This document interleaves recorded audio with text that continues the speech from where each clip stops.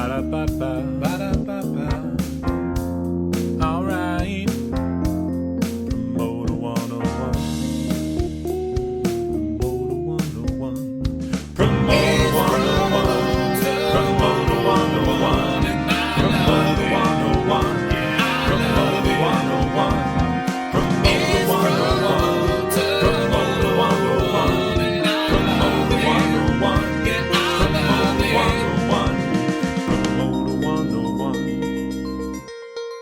Hi, this is Nick Farkas from Evenco. I'm going to be on Promoter 101. I'm Dan Steinberg. This is Promoter 101, episode 29. Right off the bat, I want to give a shout out to Craig Newman for our theme song. That boy gets stuck in my head all the time. How about you, Luke? I'm loving the nicknames from Craig. I appreciate Milk and Magnesia at last week at Canadian Music Week. Big shout out to Craig Newman at APA for the awesome theme song. Burning the candle at both ends just a little bit this week, coming off of Canadian Music Week, but we do have a great show for you. We're going to be featuring IMP's Seth Hurtwitz, ITB Barry Dickins, from P.l.L. and Pigface Martin Atkins, and APA's Ben Mench, plus up-and-coming recording artist The Beast. You had me at Seth. Let's get right into this. If you got anyone that you want to hear us interview or any suggestions, feel free to email us at steiny@promoter101.net. My name is Larry LeBlanc. I'm the senior editor of Celebrity Access. I live in Toronto, and I'm on Promoter 101. We just finished our first world tour this past week in Toronto. Thanks to everyone that came out to see us on the first couple stops of the Promoter 101 tour, and a special thanks to all of our friends up north at Canadian Music Week. We had a blast. But not to worry, we'll be hitting the road again this fall.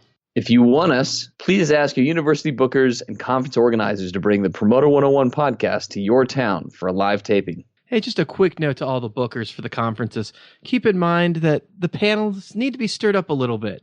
The same speakers seem to happen at every conference, and it seems like it's getting some new voices out there, some fresh opinions. Just stirring the pot a little bit would be a good idea. And I say this fully aware that I probably speak at more conferences than anyone I know. Nevertheless, let's switch it up a little bit, keep it entertaining for everyone. This is Rob Hallett from Robo Magic on Promoter 101.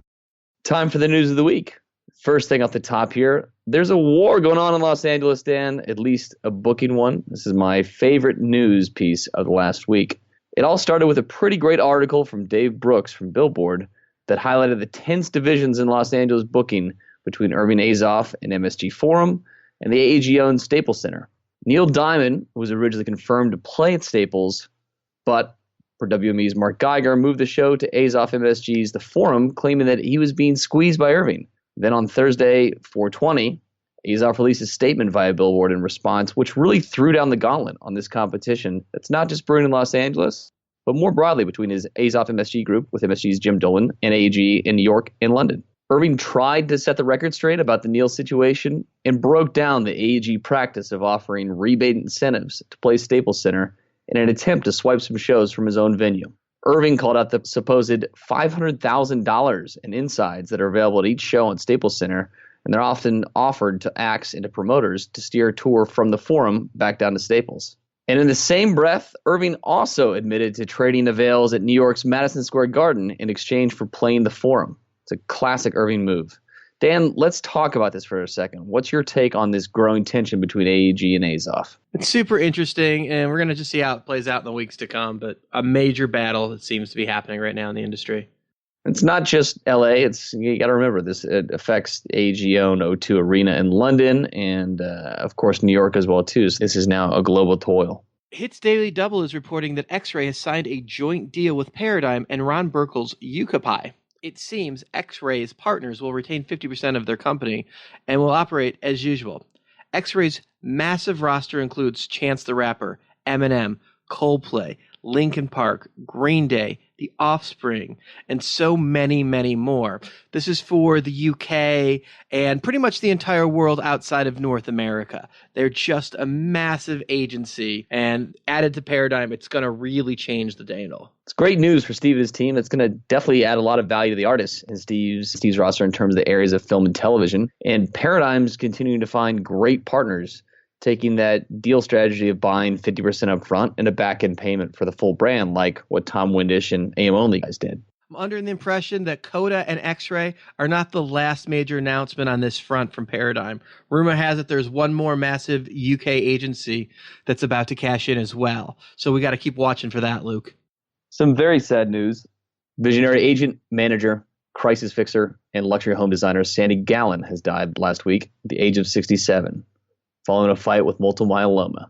During his 4-decade career, he led Michael Jackson out of crisis in the early 90s. He paired Cass Elliot and John Phillips and Michelle Phillips and Danny Doherty to create Mamas and Papas. He produced Father the Bride and Buffy the Vampire Slayer. And at the end of his life, he designed homes for Frank Sinatra Jr., Kenny G, and Shelley and Irving Azoff. A life well lived. Our thoughts and prayers are with Sandy's friends and family. According to Billboard, Jay-Z and Live Nation announced an extension of their deal together, with Jay and Live Nation continuing to operate the Rock Nation management and Record Musics as a joint ventures.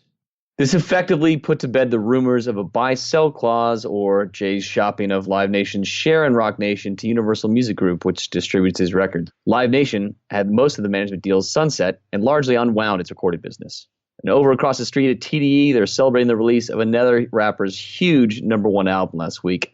Kendrick Lamar's Damn is expected to sell 603,000 units in its first week, making it the biggest debut for any album in more than a year, since Drake's Views dropped last May at more than 1.04 million units. The story, of course, is streaming, as Damn was streamed more than 340 million times last week. That's the biggest week for an album on streaming since Drake's most recent More Life release, which had 380 million streams during its debut week. Congrats to Kendrick on his third #1 album. 603,000 units. That's just such a weird estimate. I mean, the algorithm they must have come up with to figure that out, where it's not 600,000 or 500,000. We predict 603,000 units. I'm sure there's some pretty baller math guys in a room figuring out that algorithm. Mark Zucker's little brother, maybe. Anyway, moving on.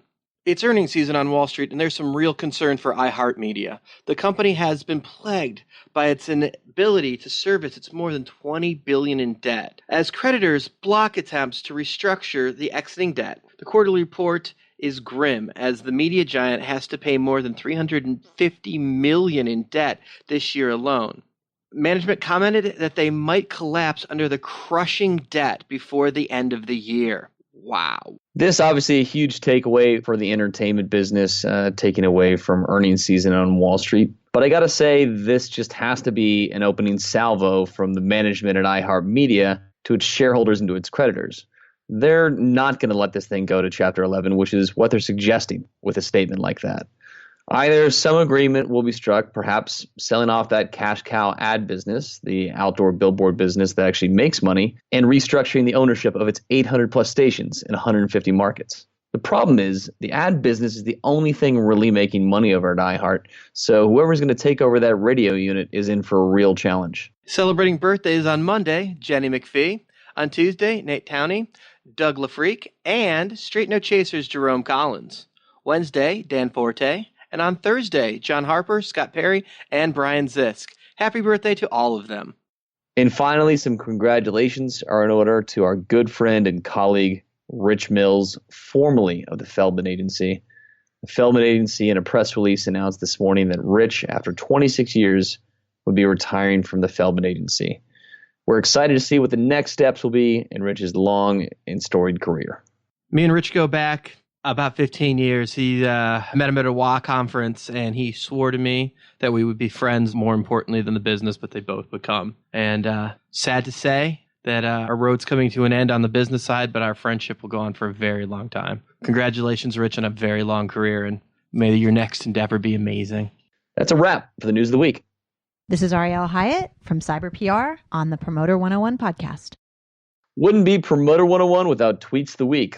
Let's see what Dan has said this past week on Twitter. If you're not following him, he is at the Jew. Being aggressive requires follow-through. If you ask for something, you have to step up. Someone says yes, you have to be ready to back up your shit. Be cautious of people showing you blind respect out of the blue. They most likely have an agenda. Yeah, it's always odd when somebody is just too respectful out of the blue. It's a clear warning sign that something sketchy's going on. Those who control talent control the whole entertainment world. Yeah, I always find this to be true. If you got an act that sells, you have all of the power. Fear anyone that answers any concern with "it is what it is." That's industry code for suck it. Yeah, this is someone that could care less about you and your issue. When someone comes to you for advice, but clearly has no intention of listening to anybody. This is normally accompanied by a person defending an answer they were hoping you were going to give, but didn't. When somebody gives you their full assurance of something happening and you would still bet against them coming through. Some people just have no value to their word. At some point, it just becomes a shock when they actually do deliver. That does it for Promoter 101 tweets. My name is Reese Ryan-Stemmer, and you can watch my daddy on Promoter 101. Some people need no introduction in this business, and when it comes to IMP Seth Hurtwitz, well, that's clearly the case. Promoter 101, we've got one of the biggest independent promoters in the country. Seth, thank you so much for doing this. How you been, man? What do you mean biggest? I'm working on that. I'm exercising. I'm eating less. What was that supposed to mean? Riding your bike all over the fucking place, right? That's your thing. That's right. Well, I guess biggest. Yeah, okay. I mean, I haven't gotten to appear in front of Congress yet to bitch about Live Nation, so clearly you have some big weight. It's like you and Jam. You're the guys. Yeah, and obviously that helped a lot. Well, clearly it wasn't a conflict. And you've obviously changed your mind, right? Clearly the people in charge of that didn't care or didn't want to really understand it. They just wanted to look like they were looking into it and caring before they went ahead with what they were always going to go ahead with anyway. If you remember Bob Lefsetz and all these people were saying it's happening. It's a done deal. This is all a charade. And I didn't want to believe it, but that's what happened. So they say there's a firewall. Do you feel they live and die by that firewall, or you think it's a sham? That's a funny one. The people that we had been talking to, and by the way, let me just say this. To me, if you know me, you know this. That's done. That's over with. I don't walk around thinking about this. It's a battle we lost, and we move on. I mean, it's just not anything I care about anymore. I don't think about it. But because you asked me this, I will answer that. So, and I have to think back because I haven't thought about it in so long. But back then, we were talking to people with the Justice Department who gave the appearance of wanting to really look into this and care and were concerned. And as soon as this was over, they dropped that facade. And I mean, these people we were talking to were like, hey, deal with it. That's life. So just to test this so-called firewall out, I went and bought a ticket on one of the, hopefully, even more dwindling Ticketmaster events where I had to use Ticketmaster. So I picked one of the shows that we had to use Ticketmaster on. My venue, my event, used a brand new email that I had never used, and within minutes, got an email at that address from Ticketmaster pitching their shows, Live Nation shows. So I called the guy at the Justice Department and I said, well, here you go. There's your firewall. And he was like, hey, you know what? No one's stopping you from putting together a whole network of amphitheaters. They did that. Good for them. Now you can do it. It was like, hey, dog eat dog, pal. It was the Republican, that's how it works, and the weak shall die. And there are no more cameras on you, sir. There are no one else listening. We stopped caring about your concern. This has already been settled. Go away. Yeah, and it was they're big, they're strong, and they're going to stomp on you, and that's life. That's free enterprise, according to them. So the question is, why were antitrust laws, monopoly laws put in there in the first place? So at what point is it not just free enterprise and might, stomping on smaller people? So the problem here is that they run on vapor and they sell, they run on cash flow. They don't make money, and they just buy grosses. They'll spend whatever it takes to buy a tour, a venue, or a festival just to buy those grosses. So it's just more cash to pay off the debt service. But listen, honestly, I don't sit here and think about them anymore. I just don't. After that thing and my lawsuit, which is another thing I really don't even really want to discuss because it was a battle I felt I had to wage. Whether I win or lose, I just felt I had to. If I had gone through life and not fought this, or at least tried to, I had to try. And I still think I'm right. I know I'm right. And I still think it's wrong to be able to buy everything vertical, lock up a single source of product. It's been proven many times. The government did it a long time ago with Lou Wasserman and the whole MCA thing. And if you ever read, there's a great book called The Last Mogul, which is all about that. But one thing I saw that was happening when this consolidation was going down, I was on the phone every week with formerly independent promoters that all ended up selling, and there were some that sold and there were some that just they could not get past that things changed. And they just kept talking about but how it ought to be and how it used to be. And it's not how it worked. Well, you got to be an entrepreneur to be an independent promoter. And you clearly are. You've evolved with the business from the clubs into the amphitheater. But the intimidation that it has to be to stand in front of Congress on TV and point your finger across the room at Live Nation saying what you're doing is wrong is got to be something that most people wouldn't have the balls to do. I was a little nervous that day, I got to tell you. Another thing people don't know about me, I do actually get stage fright in certain situations. And actually, when I play drums, I get stage fright. I start getting really ill, and people say, why do you do this to yourself? You could have just watched the show. You didn't need to work yourself into playing drums.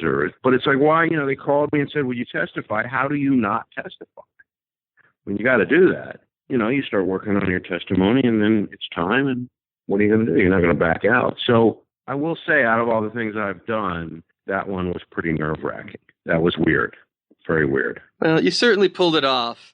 Well, thanks.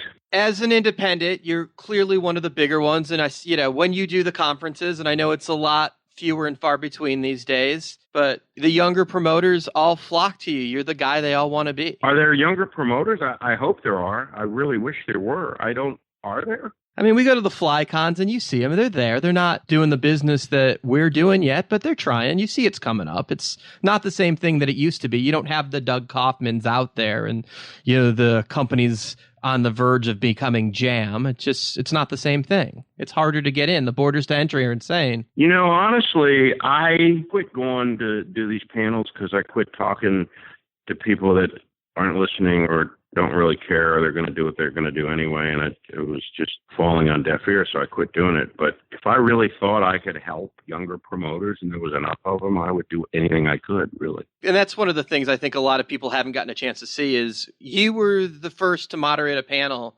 with some personality that wasn't just a self-promotion hour where you would call agents out on their shit. It was the highlight of the conferences when you did them, and that's gone away. You know what? I go to that thing, and that's one of the things I hate about it and why I don't really go anymore. It's these people sit up there and they talk about how great they are and why they're successful. When I see a panel that's entitled Anatomy of a Success, I just want to vomit. It's just like, really? You're going to get up there and talk about how great you are and what you did? I would rather see a panel of Anatomy of a Failure. In fact, I think one panel I led a long time ago was Anatomy of a Stiff, but of course no one would volunteer their act to be the subject. But it's like, I'm also a little superstitious with, I don't tell anyone what I'm working on booking if it's not booked. And I don't like to celebrate. I'm about looking forward. I get up in the morning and it's, what am I going to do today to improve my business, my life, me as a person, everything. So every day is about doing something better.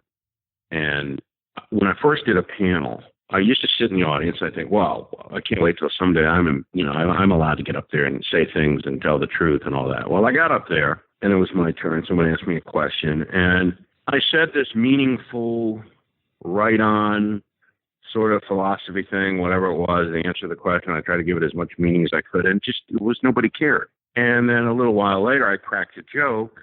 And everyone laughed. Well, I like that a lot better, as you well know, Steiny.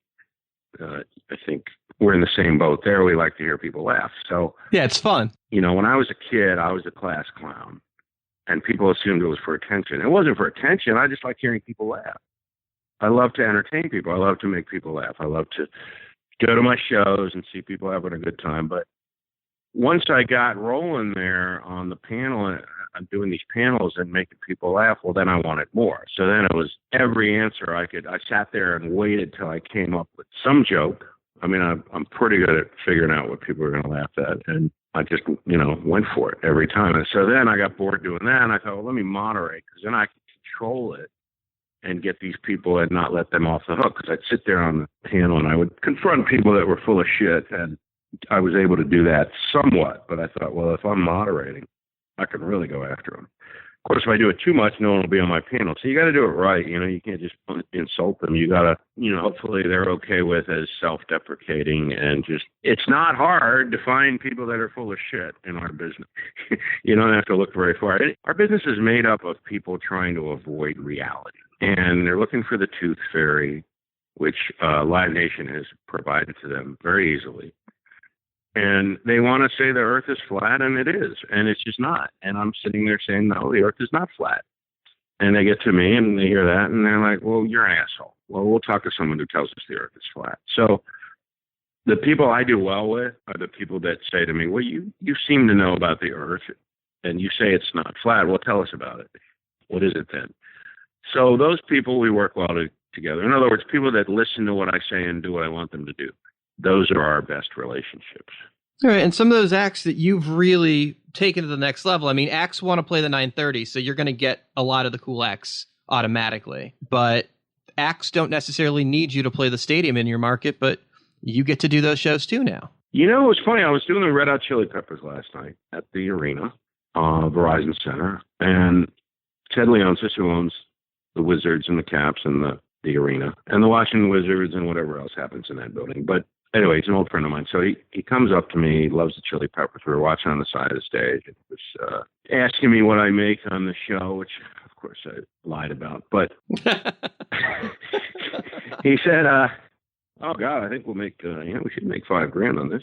So, because the last thing you want is him starting to do shows. Well, I don't want to, just like anything else, in our business, it's a very strange business. If you're making money, somehow that's bad. You're not supposed to make money. If you make money in our business, it's someone else's. Someone else is supposed to be making that money. We are a charity business. So he asked me, so why do they need you to do this show? Well, that's a good question. Why do they need me to do the arena show? Well, I guess they don't really, except if something goes wrong. Yeah, if everything goes right and they tell the production guy at the arena how many stations they need and the show sells out right away and they place the ad for him or something. Yeah, I guess you could say they don't need me anymore at that point.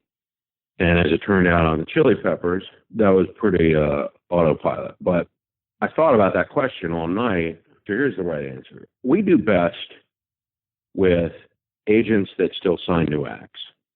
We don't do well with agents that don't need us any longer. Now they have big acts and they don't sign any more small ones and they're lazy and they have a deal with whatever agency because they have a few really big acts. We don't do well with those people because they don't need us. They don't appreciate what we do. We do well with people that are still in the music business from top to bottom because our people, me, everyone here, we really care about the entire process. We love working with an act from the very, very bottom to the very top. We love the whole thing. We love being part of it. It's exciting. There's obviously different needs and services and skills on all those different levels. And we love being part of every level, including the very small stuff. I mean, that to me is very exciting. And do they need us to do it once it gets big? Not really, but those same agents need us to do their next acts. And the payoff is when they get big. So I tell those agents, if they're agents that screw me on the bigger acts, it's like, okay, then I'm not going to do your smaller acts anymore.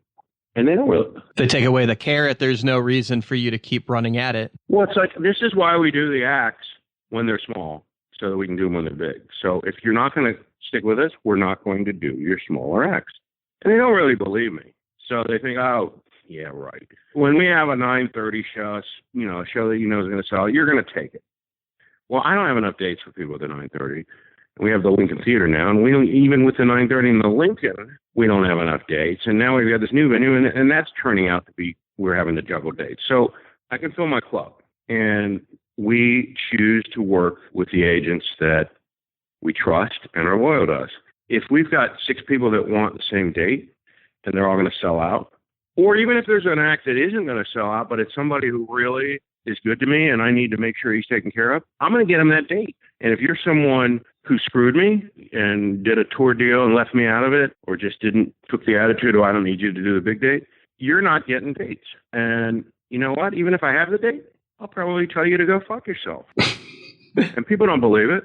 And when I do, they're appalled. And you know what's really funny? They want to call my boss.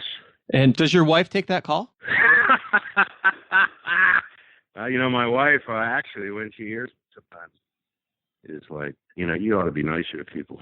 I'm like, do you know what a fucking asshole that guy is? Do you have any idea? He tried to take your car. Do you understand that? Anyway. That's awesome. But it's like, now some of these people, when I do that, I still have feuds with. There's a tiny handful. And I mean, like, and you can probably name them because you know who they are. Really, there's 3, 6 or less that I taught that lesson to, and they absolutely will not concede that I have any power at all in the market or have any reason to, that there's no give and take. It's all they're giving me something. So that's fine. You know what?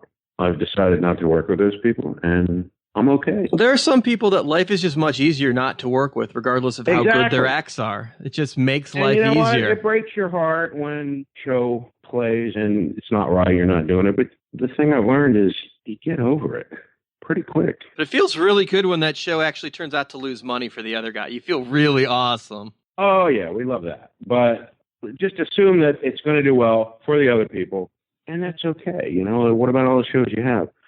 Fortunately, we have a lot of great shows, and we have enough that I can say, I look at my schedule, and my people, Melanie, is just fantastic. The thing that drives me crazy is she never even gets nominated for talent buyer. She's the best talent buyer I've ever seen in my life. I don't understand how no one, she thinks it's because people assume I still book the club, but I haven't booked the club in 5 years. So if you're listening out there, next Polestar, think about Melanie if you deal with her, because you'd have to agree she's the best. Anyway, actually my competitor, Dave Williams, who is no longer with us, I don't mean we fired him, I mean he died. He was with...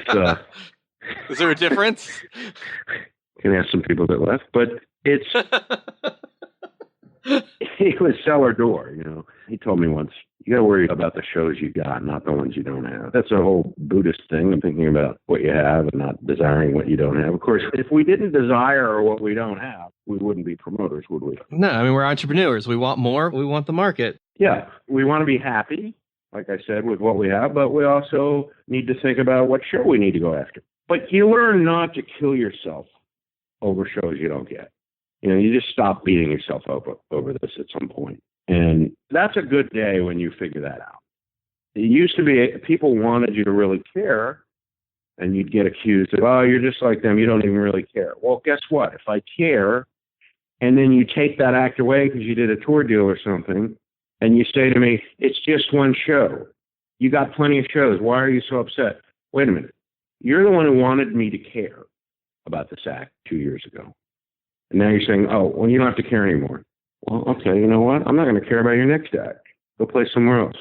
And I back it up. I do it. So when, I make good on my threats. It's like, you have kids, Jan? Yeah. Yeah, you know how that works. You can't make a threat unless you're going to back it up. I like that you decided you treat agents just like they're your kids. That's awesome. My kids act better than these agents, I'll tell you that. So you've gone from the clubs into the theaters and arenas. You're one of the few promoters that has a real amphitheater, Merriweather Post, and you've been booking it now for, 5-6 years? Oh, more like 12 or something. But, I mean, we took it over, it started with Niederlander when they had it calling me and saying, when Cellar Door built what's now known as, I can't even say it without laughing, Jiffy Lube Live. See what I mean? You laugh. And they wanted to make a deal with me because I had the relationship. So they made a deal with me to work with them on Merriweather. And that was a long time ago. That was probably 15 years ago? I don't know.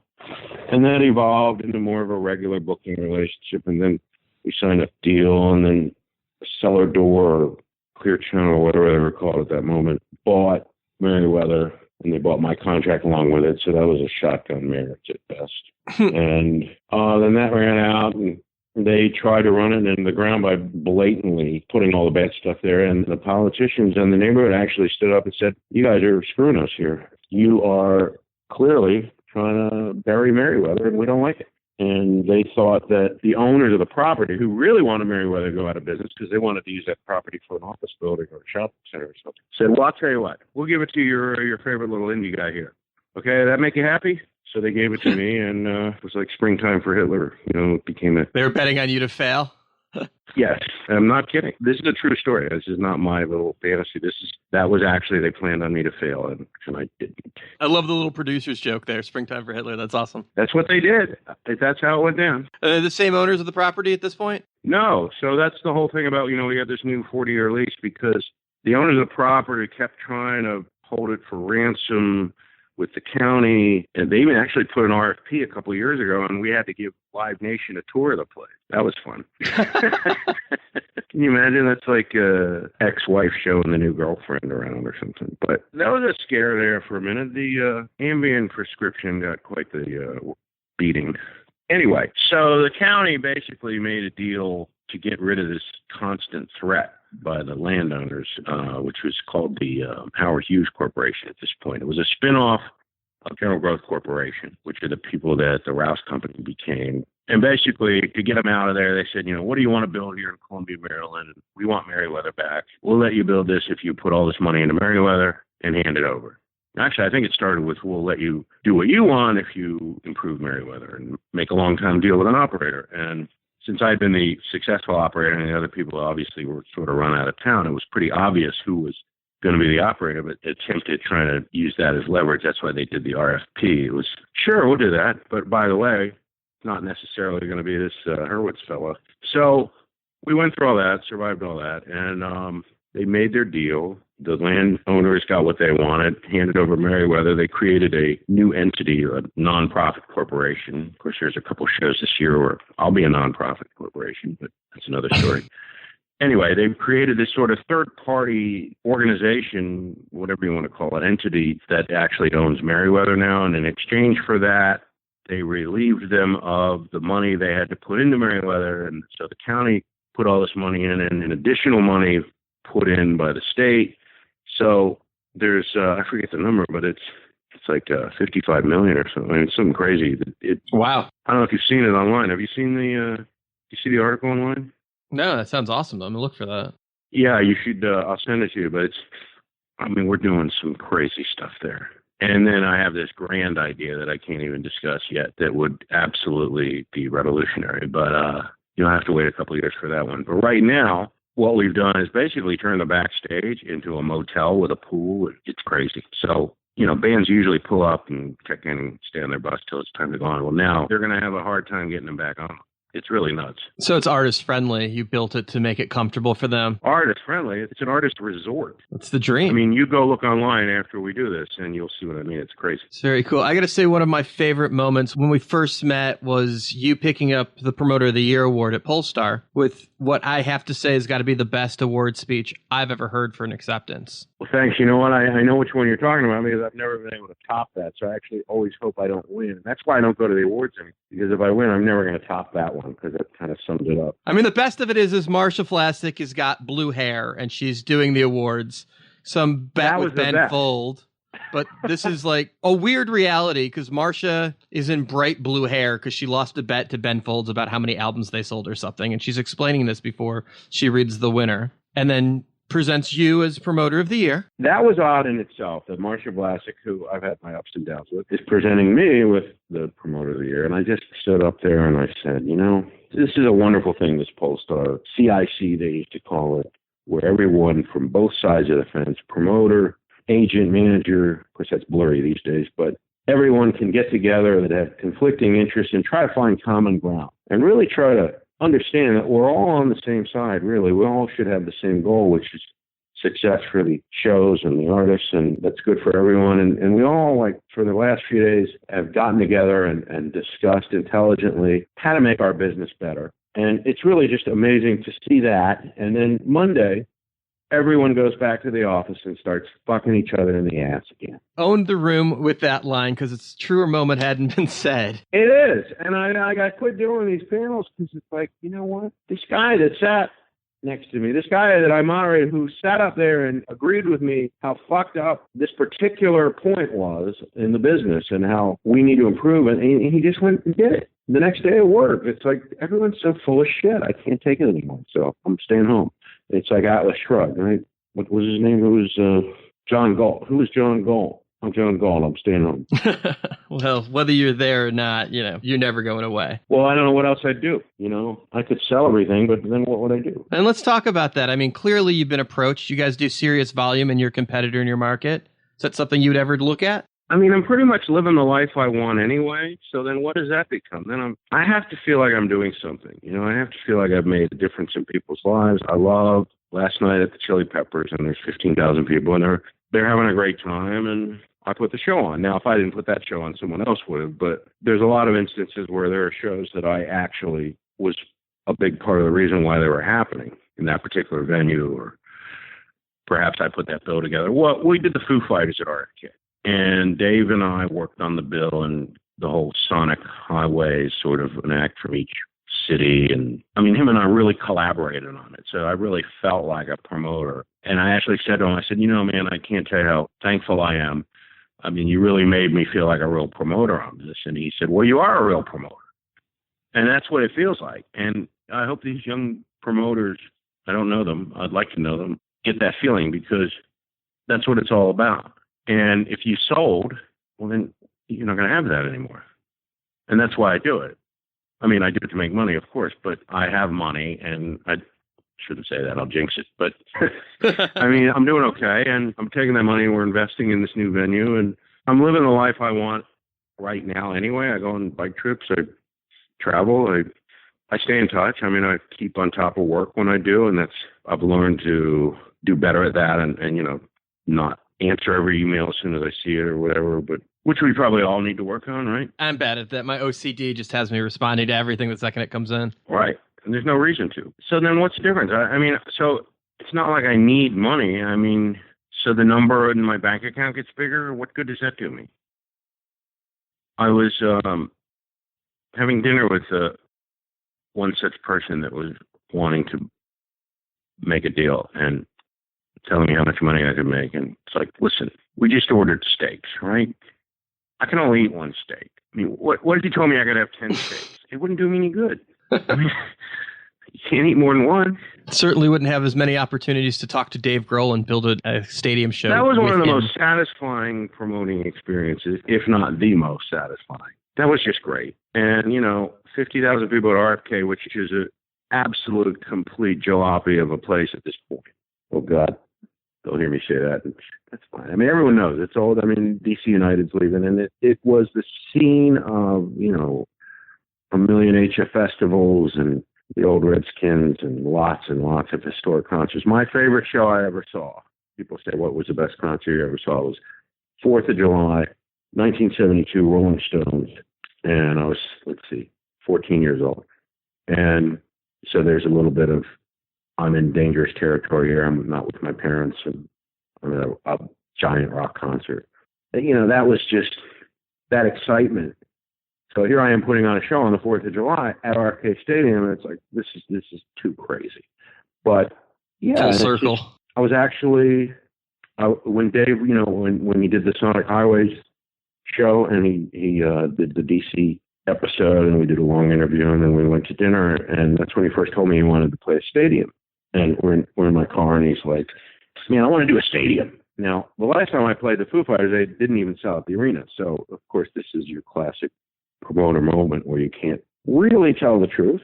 And it's like, what do you think? Stadium? I'm like, well, don't blink. Could be good. Don't blink. Yeah, could be a good idea. Mm-hmm. And he's like, what about, which should we play? Which stadium? And, the Nat Stadium is beautiful, but it's too beautiful. And Baltimore, the Ravens Stadium is my favorite stadium, but it's Baltimore, not D.C. FedEx Field, everyone hates that place. Nobody wants to go there. So I thought, what about RFK? And he was like, let's do it. Okay. So then, of course, I'm like, shit, how are we going to pull this off? But then he did the TV show, and we came up with the idea of the all-star lineup, and it was just great. Possibly the best rollout for an album ever. It was crazy. If everyone could bring HBO into the mix, it well, would be genius. But only because he's the real deal. If it was simply a rollout, a marketing plan, part of a campaign, quote unquote, then it wouldn't have meant much. But because he's so real, and the show was so real, and he's so sincere, and have you ever met him? Nicest guy in the world, right? Legit. He's a rock star, but not he's the ego. Completely normal. He loves people. He loves to be around people. He genuinely loves people and does not go hide in his dressing room or anything like that. So he's a real normal guy. And of course, he's from D.C. So when he comes to D.C., he goes out of his way to prove that he hasn't changed. So yeah. So then he really hangs out with everyone. So, but he really is a great guy. But I think that came through on the series, and that's why they're successful.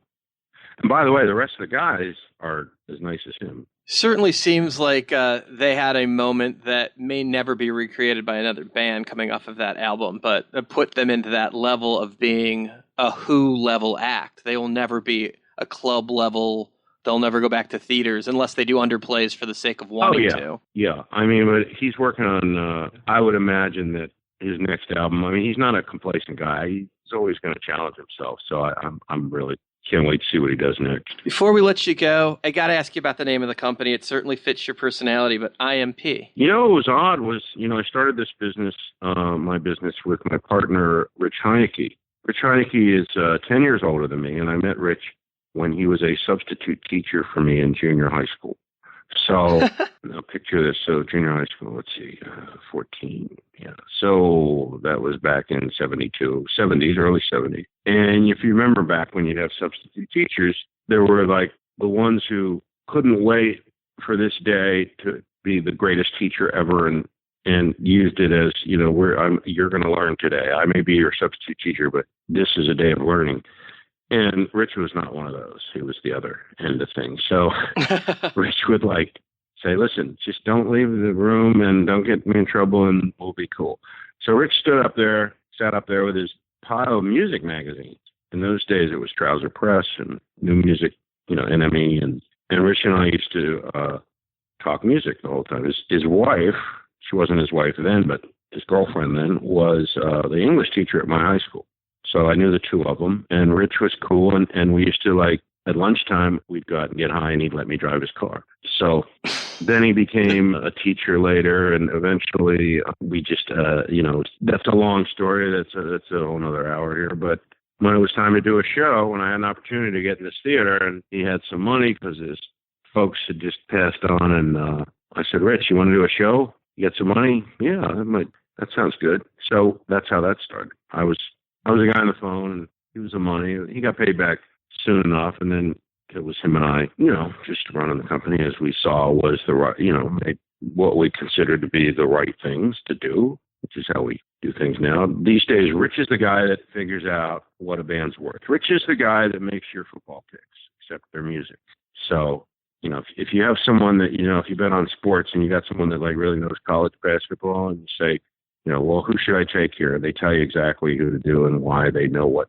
He's the handicapper? He's the handicapper. You could run a whole website for that. But these days, whenever we get in a deal, we say to the agent, all right, well, give me some moment to research. And what do you mean research? What do you need to research? The rest, everyone else said yes. Everyone else gave us what we need. Why do you need to research? Well, that's because we're good at what we do, and we do the right venues and all that. These kids these days, they just don't understand. But Rich will send him an email with the name of the act. That's it in the subject line, or forward him the email from the agent. And a couple of days later, Rich will say, well, they'll do 700 to 800 at 9:30 at $35. And here's why. And he's just the best at it.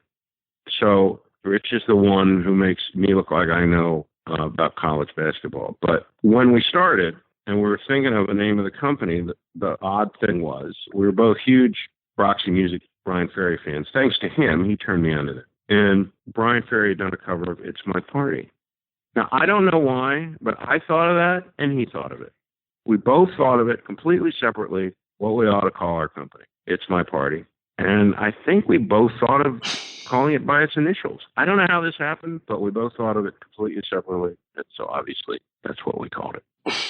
That's a win. Then he's still my partner. That's a very cool story. I had no idea. I thought it was just based on the personality. It's my party. Fuck you. Well, that is how it turned out, and it certainly does mean that now. But I've gotten into reading a lot lately, and I read in the morning. I get up in the morning, and before I get started in work, if I ever get started, I read a lot. And so one thing leads to another, and I discover various inspirational things to read. And I'm reading Ralph Waldo Emerson right now.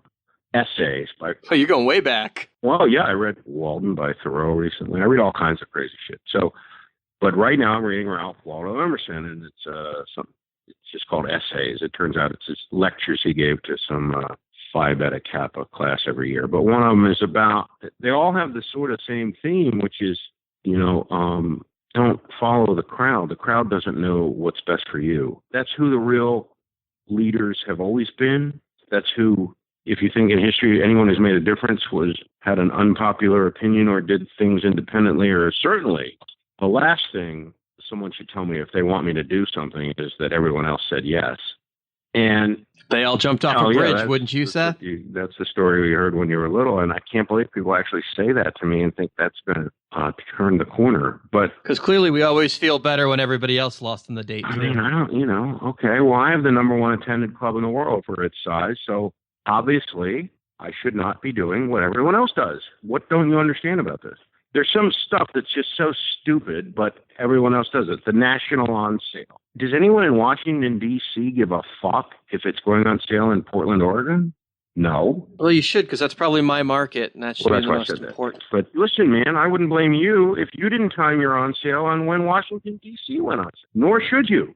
It should be individually market-driven, and the fact that everyone wants a national policy is what's wrong with this business. So anyway, that's just an example. But my point is... Right. The only reason I ever care about that is when Denver is going on sale before Colorado Springs, and they're picking off my drive down. And that's an a good overlapping reason. Media market. It's the only time anybody should ever care about synchronizing on sales is if we could possibly be losing tickets to the other sometimes market. Someone will come to me with a national on sale, and it's this exact same genre as something else big going on sale that very same day, and I'll say, we can't put that on sale the same day. It's the same, a country show or something, It's the exact same audience. Managing traffic's important. It's a big deal. Well, that's our national on sale. I'm like, well, that doesn't mean anything to people here. You're going to split your audience up. You should go the next week. And we fight with people. And then I get labeled as difficult and all that. But anyway, my point about Emerson is you have to be true to what you think is right. And that should be your starting point. Doesn't mean you don't have to compromise, or sometimes you have to give in. And, if you want a show and that's the rules and that's the way it is, then you have to agree. But it's, you have to start with what you think is right. And if you don't have to bend, then don't. Because it is your party. It's everyone, And I don't understand, it's like when you say, why don't you sell? I mean, to me, how could you want to be anything but somebody great, something? I don't mean somebody great for people to say you're great, but to feel like you've made a difference and that you're important because, really important, not important like VIP and people know, you can get into restaurants, but important like you've made a difference. You're making a difference. Yeah, I don't know. Yeah. I can't imagine that why makes anyone sense. would strive for anything other than that, but people do. I don't, but that's their business. My business, me, I have to do what I think is right. I have to follow my ethics, my integrity. I'm not going to do what I think is wrong, certainly not because everyone else is doing it, and certainly not just because someone told me to. So, yeah, if you ask me to do the wrong thing, you're in for a fight. Sorry. But there's an upside to that. Reputation that precedes you. Yeah, it's not that I fight just to fight. Believe me, man, this is the myth about me. People think, oh, you love to fight. I wish I had no fight all day. I don't want to fight. But if you try to get me to do the wrong thing, I'm going to fight you. Just fair. I mean, I've known you for a long time now, and I've never actually seen a harsh word come out of your mouth. I don't think anyone can say I fucked them, really. Well, that's not true. I know a certain agent or two or maybe 10. But you want to throw the list out? Besides agents who didn't get what they wanted, I don't think you can find a person on the planet besides those people that could tell you I fucked them. I mean, I honestly wake up every day and try to be a better person and do great things. That's what I love doing. I like feeling like I did. And when it all works, it's great. And I can't imagine not wanting to be anything but that. I just can't. And I'm able to do that now. So why, if you sold, then when you wake up in the morning, you check your Fidelity account, it's got an extra zero on it or something. Well, what good does that do you, really? It'd be an interesting thing.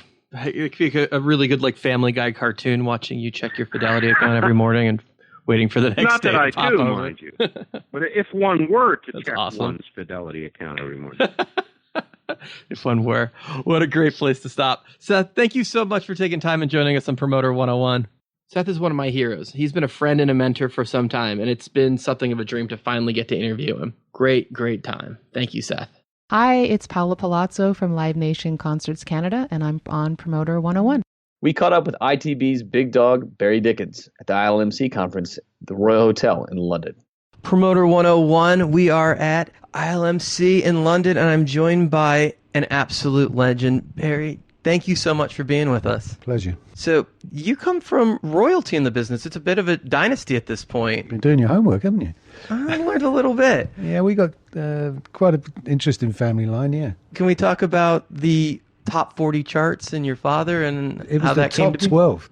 Top It 12. was called the Hit Parade. But it was the first of the charts, right? First record charts. Until 1952, sales were governed by sheet music. And actually, my father went to the record companies, and it was called the Hit Parade, and he did the top 12. And he went to the record companies because he said, they're not taking any ads, because he was one of the founders of the New Musical Express, the NME. There were 4 of them that founded it. He was one of the 4 founder members. And he actually dealt with the advertising. So he looked at it and went, wow, hold on, there's a whole untapped area here. We can make some money for the newspaper. And they're called record companies. They weren't taking any ads. So he devised the charts. Of course, everyone thinks he's a genius, but behind it was money, as most things. Funny how money makes you genius. Yeah, well, he was an unpaid. He didn't do so well, genius-wise. But he was an incredible guy. All right, and how did that lead to you entering the business? Well, I grew up with it. He used to book the bands. The NME did a concert series called the NME Poll Winners Concert. So you got the best group, the best folk, the stuff they do today. And they put it on at the Empire Pool Wembley, which is now Wembley Arena. Because Empire Pool Wembley originally was for the Empire Games in 50, I think. It was actually a swimming pool. And they boarded the swimming pool up and put seats on it. And the pool is still there today at Wembley Arena. Really? Yeah. And it was the first people to ever do one of those sort of concerts. So I went to it. I met the Beatles, I met the Stones, I met the Who, I met a whole bunch of people. Cliff Richard, who's the Elvis Presley of England. All these You guys have your own Elvis? Yeah, well, we have our own Cliff. Wasn't quite as cool as Elvis, but he does okay. I heard you guys got your own Streisand recently, too. Better than. We don't need Barbara. And she spells her name the correct way. We know that. Bar, whatever. We'll get to that in a second. So, I went there and I said to him, well, this looks like a good business. I'd like to go into this business. He said, no way. I don't want you to go in this business. He said, the people in it are terrible. Bear in mind, he was one of them. So I said, I really want to do it. I think I could do well in it. So he said, no. So I actually started in the stock exchange. I got a job in the stock exchange. I quit school early. I was an apprentice broker. Hated it. Because in those days, a granddad shirt? Do you call them in the States? It's like a shirt. Oh, the polos, the button-downs? Yeah, it's a collar with no shirt. But it's got a button here. And then you attach the collar. Oh, I got it, yeah. Anyway, when the stock exchange, when I was there, you had to wear this stiff collar, which was like cardboard. Right. Now, when you're a kid, you're barely shaving. I mean, Right. these things chafe your neck. It's horrible. And you had to wear a suit every day. And I just thought, this is not for me. So my dad was also promoting some dances. So I used to go and help him. And they weren't very big, but a few hundred people. And he kind of enjoyed it. And I thought, well, I think I can do this. So I started doing my own. And I was working at the stock exchange. I'll tell you how old this is. I was making £7.50 a week. That's about $10. No, not even. I don't know what it is. It's really not very much. That's a week. A week. And I was doing dances, and I was making £30-40 a night. A night, yeah. I started off doing one, which was Saturday. Then I did Friday and Saturday. And I suddenly thought, why am I doing this? Why am I working at the stock exchange? I hate it. All the guys there, it was a family sort of business where they all went to what we call public schools, which you call private schools. I have no idea why we call it public, but we do. Public schools like Eton, Harrow, all these sort of schools. So all these guys were frightfully well spoken. I was a kid from the East End. I mean, I came from from nothing. But what we call in England as a grafter. I grafted. I worked hard. And, I looked at this and I said, I don't need to work. I can do this. So that's what I did. That's how I started. Okay, so you started promoting dances. Yep. That turned into concerts, obviously, the pre-show. Yeah, well, I actually went from there. I joined an agency called Malcolm Roach Agency, which was a small agency, but I managed to sign The Who. I heard of them. Yeah, they did quite well. They just kept breaking all their equipment. Yeah, they did. Well, Pete Townsend used to and Keith Moon did. I don't know how I did it, but I was like 18 years old, and I was the agent for The Who. So the first 2 singles, which was Can't Explain and Anyway Anyhow, I was the agent. And I used to lie to people. They go, how old are you? And I go, 23. I was my voice had barely broken. Could you pass for 23 on the phone? On the phone, yeah, it was great. Yeah, In person, I not wasn't so so good in much? person. Some Yeah. kid who was barely shaving, you know. So I looked after them for the Malcolm Rhodes agency. Obviously, after about 6-8 months or whatever, I got fired, and I went to Robert Stigwood. I actually went to his record label, and he had an agency, which was kind of hurtful. But I look back now, there's no way I was going to, I knew nothing. I just basically blagged my way through it. But you got to say you booked The Who for a little while. Yeah, I still say now. It's true. It's not like it's a lie. I did. It wasn't for very long. And they were making... In fact, if you see Who live at Leeds, their Live at Leeds album, that's my handwriting with those dates where they're getting £40 and £30. And I got no fucking royalties. But you got bragging rights for days, sir. Days, years, decades. So, that's how I started there. And then I left there and went to another agency, and it ended up being MAM. I did a couple of dalliances, other ones, but they're not worth talking about. So I went to MAM, which was the Tom Jones, Engelbert Humperdinck, Gilbert O'Sullivan, Gordon Mills. And the guy that hired me was a guy called Harold Davison. Harold Davison was a huge promoter. I mean, he promoted all the jazz acts. And he did people like Frank Sinatra, he did Ella Fitzgerald, he did all that stuff. And I was brought in to do the rock because I was this young kid with long hair. So, I did the rock stuff. And, Now, when you say long hair, do you mean long hair like the Stones and the Beatles had? Or is it like long hair like the Allman Brothers fans had? By this stage, I was up there. I mean, I had a hair. You know what a bearskin is? Yeah. We have the guards at the palace? Right. My hair was like that. It was this high. No, the Beefeaters have hats. The guys at the palace have these big black bearskins made of bears fur.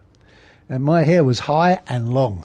Yeah, it's thankfully there's not too many photographs. In fact, I don't think any. I destroyed them all that were around in that period. So of those big acts, Jimi Hendrix was one of them, right? Of those early days? Yeah, well, what happened was Chaz Chandler, who was in the Animals, was the co-manager of Jimi Hendrix. Because Jimi Hendrix was playing with James Brown or somebody. And Chaz, who this time had quit the Animals, found Hendrix in this club. And he said, well, I've just found something that's amazing. So he brought it to a guy who was actually my boss, a guy called Dick Katz. But Dick Katz was an old man. Not as old as I am now, but I mean, he was probably, at the time, 50. I'm 20. And Hendrix is maybe a year or 2 years older than me. I mean, we're all young. And Chaz was similar. I mean, Chaz was a bit older. And Dick had no idea. So he said, book in some shows. So I put him on a show. Ironically, he was playing a club called the Bag of Nails, which... what a great name for a club, the Bag of Nails? Yeah, the Bag of Nails, which was quite a successful club. And he played, this was the stage when loads of clubs all over it, you had them in the States. I think they're happening everywhere. It was a club scene, how you broke to become successful. You started in the club scene. Anyway, this club held probably 200 people, 300 people maximum.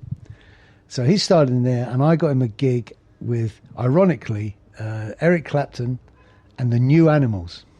Now, bearing in mind, this guy's managed by Chaz Chandler, who was in the original Animals. Right. But, they were all friendly. It was fine. And he opened up, and I'd never seen anything like it. I mean, this guy comes on, the hair. He had this jacket that was like an old army jacket from the 17th, 18th century, whatever it was that he wore. And he played his guitar, and he was left-handed, so it looked kind of weird to see him left-handed. And he's big, tall, and lengthy, right? Very tall. I mean, very, very, very. I don't know what you call the word, but I mean, he totally stood out. So, I watched him, and just he played the guitar behind his back. I mean, he was a showman, but he played great guitar. And I remember my brother, who had quite a successful career as well in the music industry. I came home, and he always went on about Clapton. I just seen something that's better than Clapton. No one's better than Clapton. I said, this guy's amazing. So that was my Jimi Hendrix story. And I booked him for quite a while. Again, when he got big, Dick Katz, this old guy, went, I better do this now. Something, since I've had a company, I've never done. You didn't like the way that felt? When somebody comes in, if they bring in an act, you help them. But you help them develop. I don't take acts away from them. That makes sense. And it seems like there's a point where if somebody was young enough, maybe you'd step in co-RA or something, or somebody else would help mentor to make sure you don't lose the act to another agent. As you get older, let's face it, I'm pretty old these days. I'm really old. Your life changes. I don't think you're old, sir. I think you're vintage. Yeah, well, I don't know. Veteran, vintage, whatever you want to say. It's old. It's a nice word for old. So, what we do is that you give them experience. When you're young, it's a totally different vibe. I mean, you live for it. I was out every night. I do 2 clubs a night.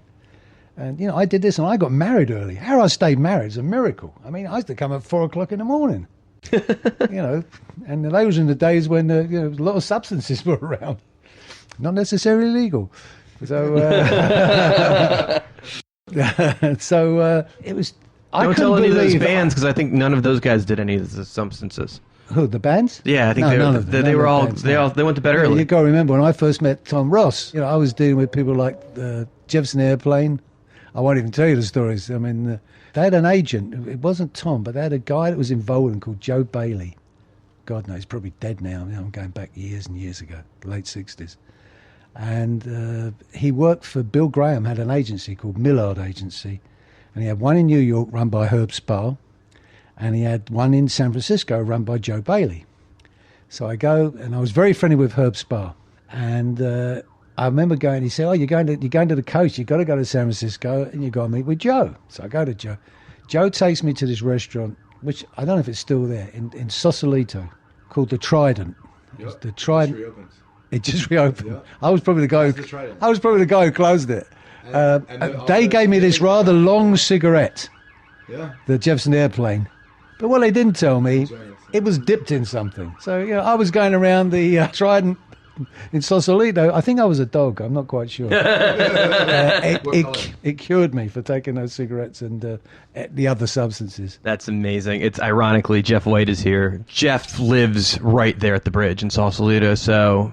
It's a nice place. I can remember of it. I'm scared to go back. Oh, yeah? Well, I had a lot of acts from San Francisco. I mean, I worked with Santana, the first tour they had, and they were managed by a guy called Stan Markham, who I think was Carlos Santana's hairdresser, but he was totally out of it the whole time. Then I worked with It's a Beautiful Day. Yeah. They all came out, Boz Scaggs. Oh, wow. And they're all still in the Bay Area. Yeah, these are all guys from San Francisco. Bands that were rocking the Fillmore. Yeah, I mean, they were just great bands. I mean, Boz was at the time, this is before Boz had any hits. He was on Atlantic. I went to see him, it was great. I think, I'm trying to think who else I saw. There was a guy that never really made it called Sal somebody or other. I can't remember who it was. They were a big San Francisco band. I think he may have played with, it could be Chicago or something. He became the singer in Chicago. Sons of Champlin? The guy from Sons of Champlin? Yeah, I think it was Sons of Champlin. Yeah. So Sons of Champlin. They were a Bay Area band? Yep. Yeah. They're still playing, actually. And they opened for The Dead quite a bit, right? Yep.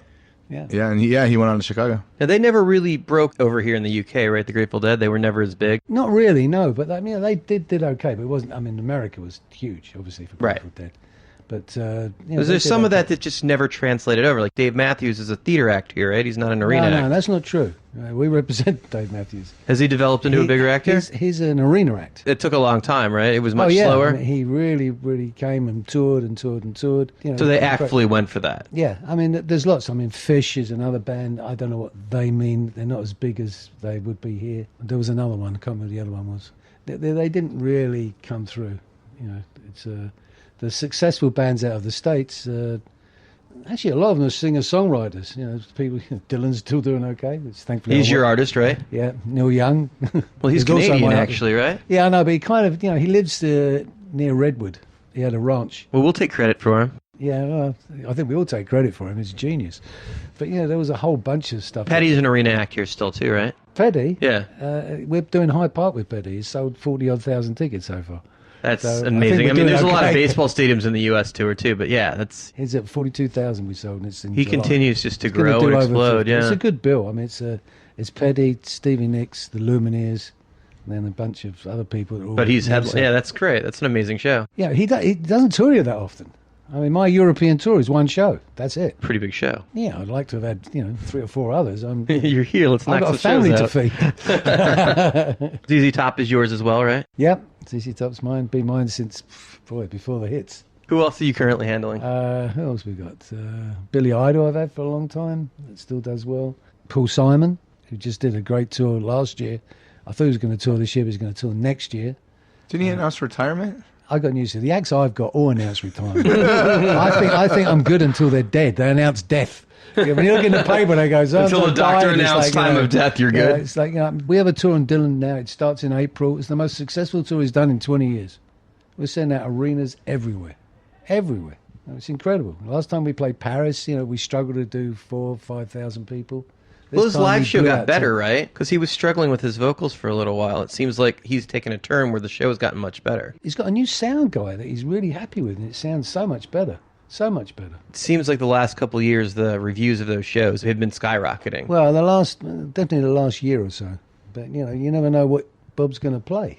When people ask me about Bob Dylan, I go, what's predictable about Bob Dylan? And I go, no. I go, he's unpredictable. That's what's predictable about him. You Some don't of know the what he's best gonna and do. worst shows I ever saw. Oh, yeah. I mean, he's Bob's Bob. I mean, the guy's he's Shakespeare. This is a guy, when we're all buried, forgotten, the people will talk about this guy. He changed the music business. He changed it. Go and look at, what songs were like until he came along, including the Beatles. It was, I'm walking down the street, shuffled my feet. Suddenly this guy had things to say that were relevant. He was the first one. Or at least the first successful one. Maybe there were others before that weren't successful, but he was the successful one. He changed the business. I guess sometimes you don't think about it because he's just always touring. He works. He's a worker. Oh, yeah. I mean, from he's my never point of not view- on the road.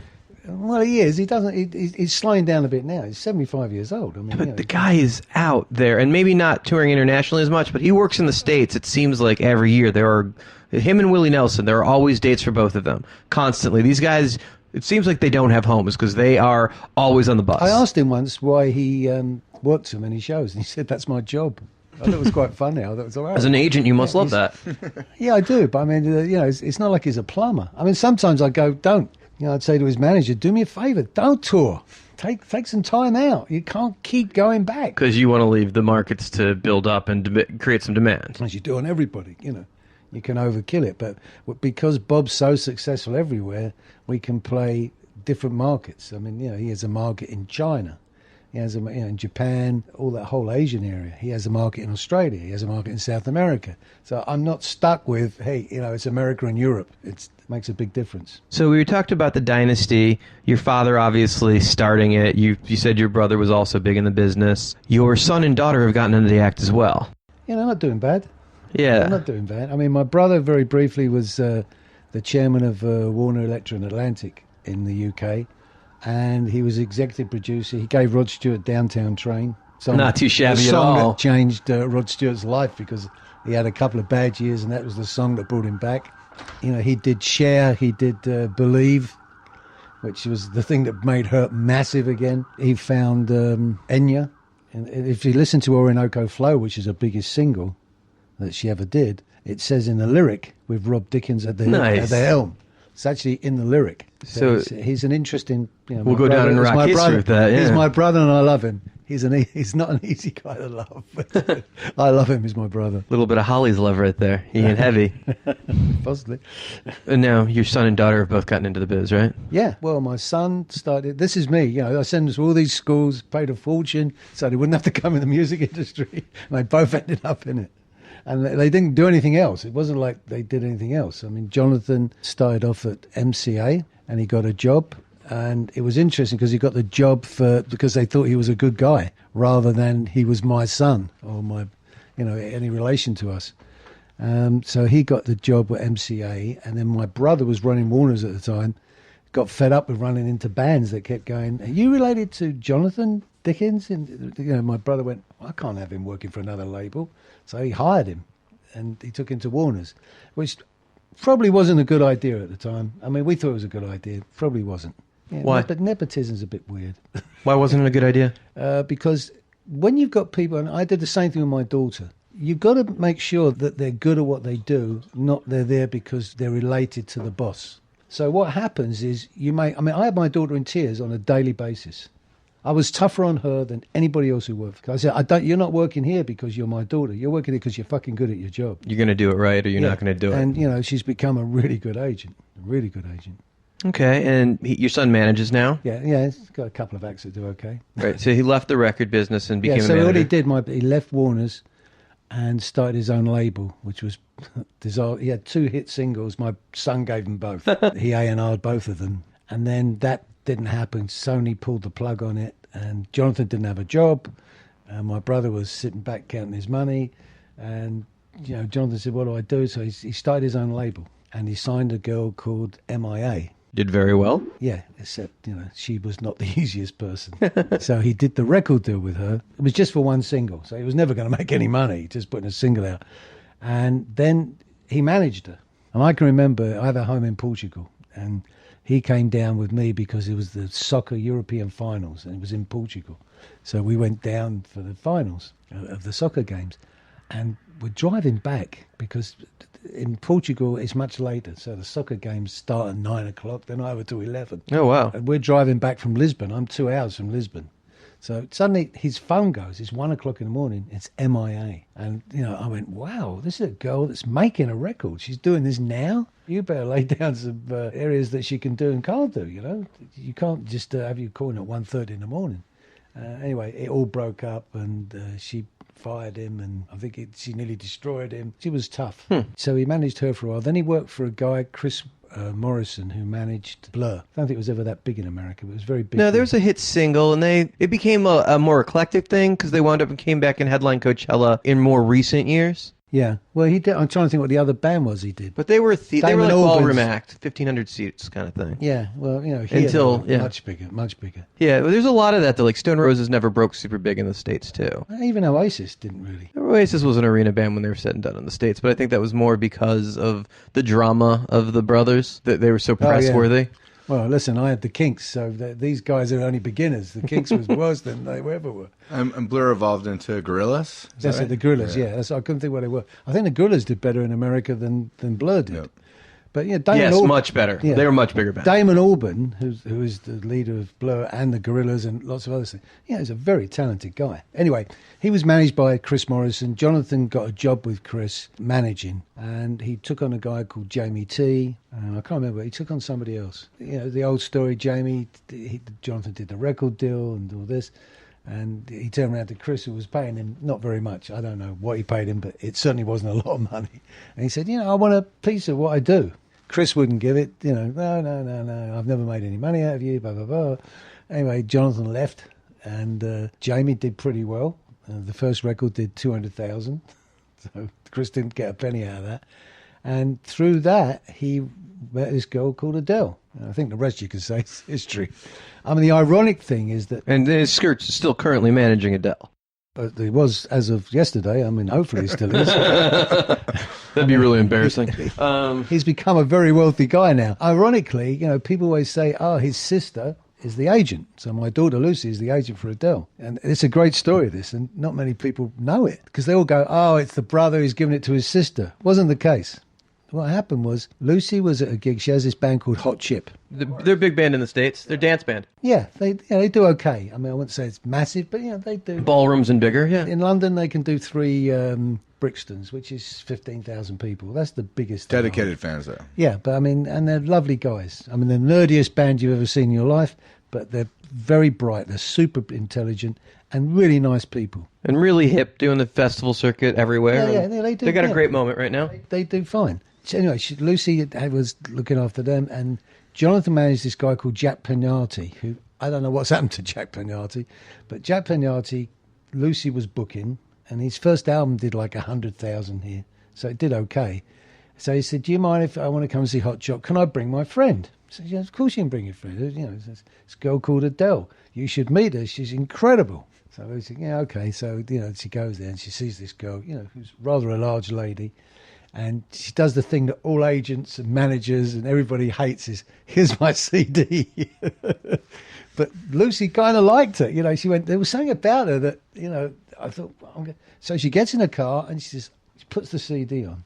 Well, she listens to the CD. She calls Adele, goes, I want to do this. And was your son already managing the act at this point? No. So she was on board first. That was, I'll go back to the other story. All right, I'll let you talk. I'm sorry. I'll stop interrupting you. That's okay. I don't mind. So Lucy phoned her up and said, I want to be your agent. Because Hometown Glory was one of the tracks that was on her first album, was on this CD that she gave her. And it was just a demo, her with a guitar. And she's not the greatest guitar player ever known to man. But Lucy loved it. What nobody knew was Jonathan had met with her that day for him to be her manager, Adele. Now, Lucy didn't know this. This is completely coincidence. Complete coincidence. So he goes up and she decided, this has been in the newspapers and magazines, She decided she wanted Jonathan to manage her. She never met another manager because he made her laugh and he made a great cup of tea, apparently. Now, at this time, my son is working out of the bedroom of his house. He has no office. It's him. And, his girlfriend's helping him. That's how he's doing it. So, and he said, well, let me think about whether I want to manage you. So in the meantime, Lucy's gone, I want to do this. Not knowing she's even met with Jonathan. So, cut a long story short, the next day, Adele goes to meet with Jonathan and he says, I want to be your manager. I've decided I do want to manage you. I think you're incredible. So she goes, great. So they chat away and she goes, by the way, I've got an agent. So he goes, you've got an agent? You haven't done any dates. What have you got an agent for? He says, well, I met this person. I think she's great. Says, she? Well, it's a girl agent? Goes, yes. Well, who is it? Because there aren't that many girl agents. I mean, there's a few more now. Still a male-dominated field. So she goes, it's a girl called Lucy Dickins. So he falls over laughing. So he says, you didn't think we might be related? That's the story. But everyone thinks that he gave her the act. I mean, he has another act, London Grammar, that does pretty well, and we don't have him. We don't have all his acts. We have most of them. But That's amazing. that's the story on Jonathan and Lucy. Then Lucy went on. She got Mumford & Sons. Then she took on an old guy that I used to be the agent for, Brian Ferry. And she loves Brian Ferry. She said, yeah, I love Brian Ferry. I said, he's a lovable guy. So she took on Brian Ferry and books that. And she's got Hot Chip. She's got James Blake. Very eclectic roster. She's got a very cool roster. She's very cool. And she's good at her job. I mean, she's got more balls on her than most men. I'll tell you. This girl, if you upset this girl, you're in no doubt. That's amazing. I always joke because every time there's they vote for Agent of the Year or whatever, she's nearly always named on it and never wins it. I said, you must have really pissed all these people who vote for you off. Very familiar with this concept. So that's their story. So the family business, that's incredible. I got to ask you about the Doors. Can we jump back a little bit? Yeah, go back a long way, yeah. But you were the agent, right? Well, yeah, I was the agent for the Doors, and Bill Siddons was the manager. Bill was on the podcast recently. He's an old friend. Yeah, he's an old friend of mine, obviously. We go back. We used to laugh about it, and I can't remember. He's either a year older than me or I'm a year older than him. We were both like early 20s, and it was Jefferson Airplane and the Doors. The Doors were the headliner, and Jefferson Airplane played the Roundhouse in London. And, that was huge. And we were sitting there going, we're two young kids. How big is the Roundhouse? 3,000. Okay. Yeah, it was in those days. 3,000 was a lot. Well, this there is wasn't like 68, something like that. I think it was. Right, and there wasn't a ton of stadium shows, really. The Beatles may have done a couple, and there were very few bands doing arenas. I mean, in those days, it didn't exist. If you were a huge act, I remember in 1972, I looked after the Osmonds, and we booked them in Earl's Court, and that was like playing Wembley Stadium. I mean, it's 15,000 capacity. No one played those sort of gigs. It's huge. The Osmonds at Wembley Stadium. No, it wasn't at Wembley Stadium. No, they played Earl's Court. But I said it was like Wembley Stadium today. I imagine there was less pot smoke at that concert than any other concert I in tell history. you, nothing wrong with your ideas, are there? No. I don't think there was even coffee or Coca-Cola there. How about sugar? Is there a big Mormon community overseas here? I got no idea. Well, it seems like that would affect their ticket sales, at least now. No, I think they still. I think Donny still does a level. I mean, those little girls, they find these heroes. That's why the lifespan is not that big, because they find another hero. Once they go through puberty, it's that they change. Kids change. I always used to say to my kids that until they're about 16, it's the top 20, top 30. Suddenly they go to university or whatever, but they broaden their ideas, their avenues, and they start getting into other stuff. I mean, my brother turned me on to Neil Young. I hate to say that, but he did. Imagine there was some back and forth there. I'm sure you turned him on to a couple acts. Yeah, I did. I did turn him on to a few, but I mean, he was into Neil Young before I was. So let me ask you about the world works differently, and I never learned that more than when I'm at this conference. And we talked about this before we started the podcast. America and Canada have their own system, and then the rest of the world works on a completely different system. So I would imagine actually, technically, we're the alternative in the U.S. because of the system we work on, and everybody else works on basically the same universal system otherwise. I don't understand what you mean by that. In what way? A lot of the territorial booking and the usual... Oh, yeah, we don't do territorial booking. Actually, I think, because now we're being taken over by a lot of American agencies. I mean, CIA. Paradigm just bought Coda over here, and yeah. Who else? You've got WME, they're here. So, and then now UTA. So from what I hear, a lot of these, I think UTA book territorially. I'm against that. Because nobody's going to sell an act as hard as the agent that signed him. Yeah, it's kind of why there's a problem sometimes with record companies, because what happens, you get an A&R scout, an A&R guy, and the actor and the manager feel that this is the guy they want to be with. And then by the time they record the record, he's fired. Suddenly they're stuck with a bunch of people that probably don't like them, they don't care about them. And I think it's the same with agents. I mean, there's a lot of people in our agency that I wouldn't look after, and they're not for me. You guys book mostly all of the world but North America, right? Correct. And why not expand into North America? One of the biggest mistakes we ever made. We should have done, but we didn't. Okay, because I mean, it's something that obviously Neil Warnock tried unsuccessfully once, and then I've always admired about Neil is he failed at it the first time, and then had the balls to regroup and try it again. Yeah, I've known Neil since when he was a printer. So, you know, he had a little agency called South Bank Artists. I'm probably the only person who knows that, that's still alive. South Bank Artists. Yep. So if you ever do anything with Neil, ask him about South Bank Artists. He was in the printing business. He'll tell you. Never knew that. That's great. I've known Neil for 40-odd years. And yeah, he's been very, very good. I mean, we worked together on Simon & Garfunkel's. He represents Art Garfunkel and I represent Paul Simon. I think I got the better of the deal.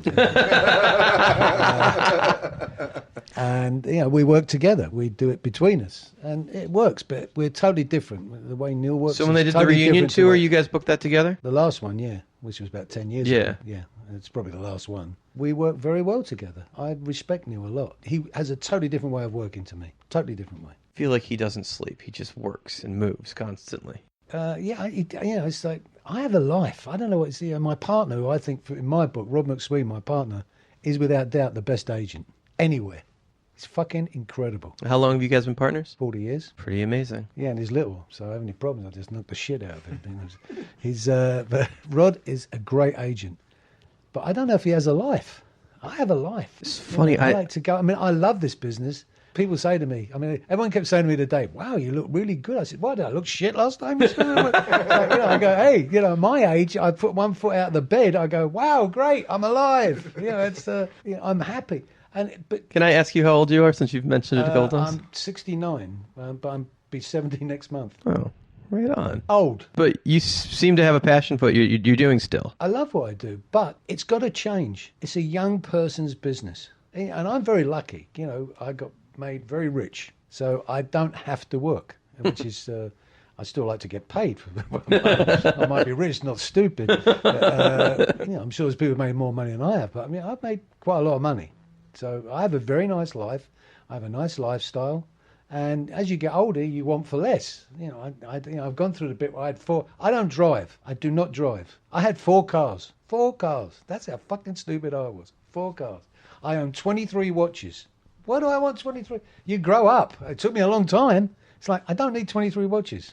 I'm down to, I think I got rid of a load. Did I make money on any of it? No. Lost on every one of them. I think I've got 2 that are worth some money. I mean, worth more than what I paid for them. You grow up. It's like, hey, I don't need to be wearing this 20 different suits or whatever, 50 pairs of jeans. I've gone through all that craziness. You don't need to anymore. Let's go back to America for a second, because I thought you were going to have an awesome explanation for why you hadn't gotten to the States. Oh, well, yeah, the other... I set you up for this question. I knew there'd be a great answer, and I was like... We fucked up. Yeah. Well, wasn't expecting that. Well, we fucked up because, I thought that we would get killed. I thought, here we go. Because our roster at the time was probably more American than it was English. So, going back to Tom Ross, it was Tom Ross, Dan Weiner. I've got lots of good friends in the States that I've worked with for a long time. And those guys are agents? Just kidding. Rumor has it we're all agents. But... I looked at it and thought, they're not going to like it if we go into their territory. And I was scared to fail. We should have done it. Did you guys have a partnership with some of the bigger agencies where you guys traded acts as they came over and you guys... Never believed in it. I don't think you can. I really don't. I think that what I used to do, we would work with, at the time, ICM. This could have been before CAA. It was ICM. It was actually famous. Dan Weiner was there. And then he started Monterey Peninsula. Tom did CAA. We worked with some people at ICM. And what we did, people would come in. We did a little bit with William Morris. People would come to us. We'd take them on English bands.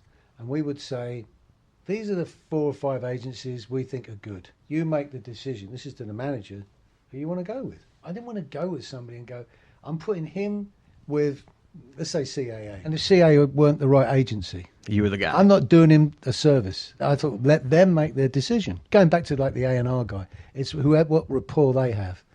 You know, having said that, I mean, I gave Seal to CAA. I gave him Rick Astley at the time when it was big. It was just had a Big again. Yeah, I mean, Rick Roll. One of the nicest guys you could ever meet. I'm so thrilled. I mean, I don't represent him, but I'm so pleased.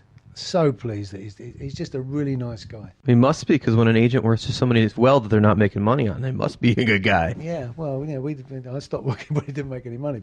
But his whole career was weird at the time, and you know, it's taken him a long time to get back on it. And you know, he's just got a double gold album, 200,000 copies in England. I don't know what it's done anywhere else. I think it's done okay in America too. Yeah, it's starting to soar again. Yeah, I'm pleased because you know, sometimes the good guys don't always get their just results, and he's a good guy. You know, we looked at it. So I gave them acts. They gave me, I gave Dan Weiner acts, he gave me acts. And So I if thought, they- well, if we go over there, they're going to go, fuck you, you're not going to get this one, you're not going to get that one. You know. So it wasn't necessarily a partnership, but there was a friendly relationship that benefited Yeah, everyone. but I mean, we never made the decision.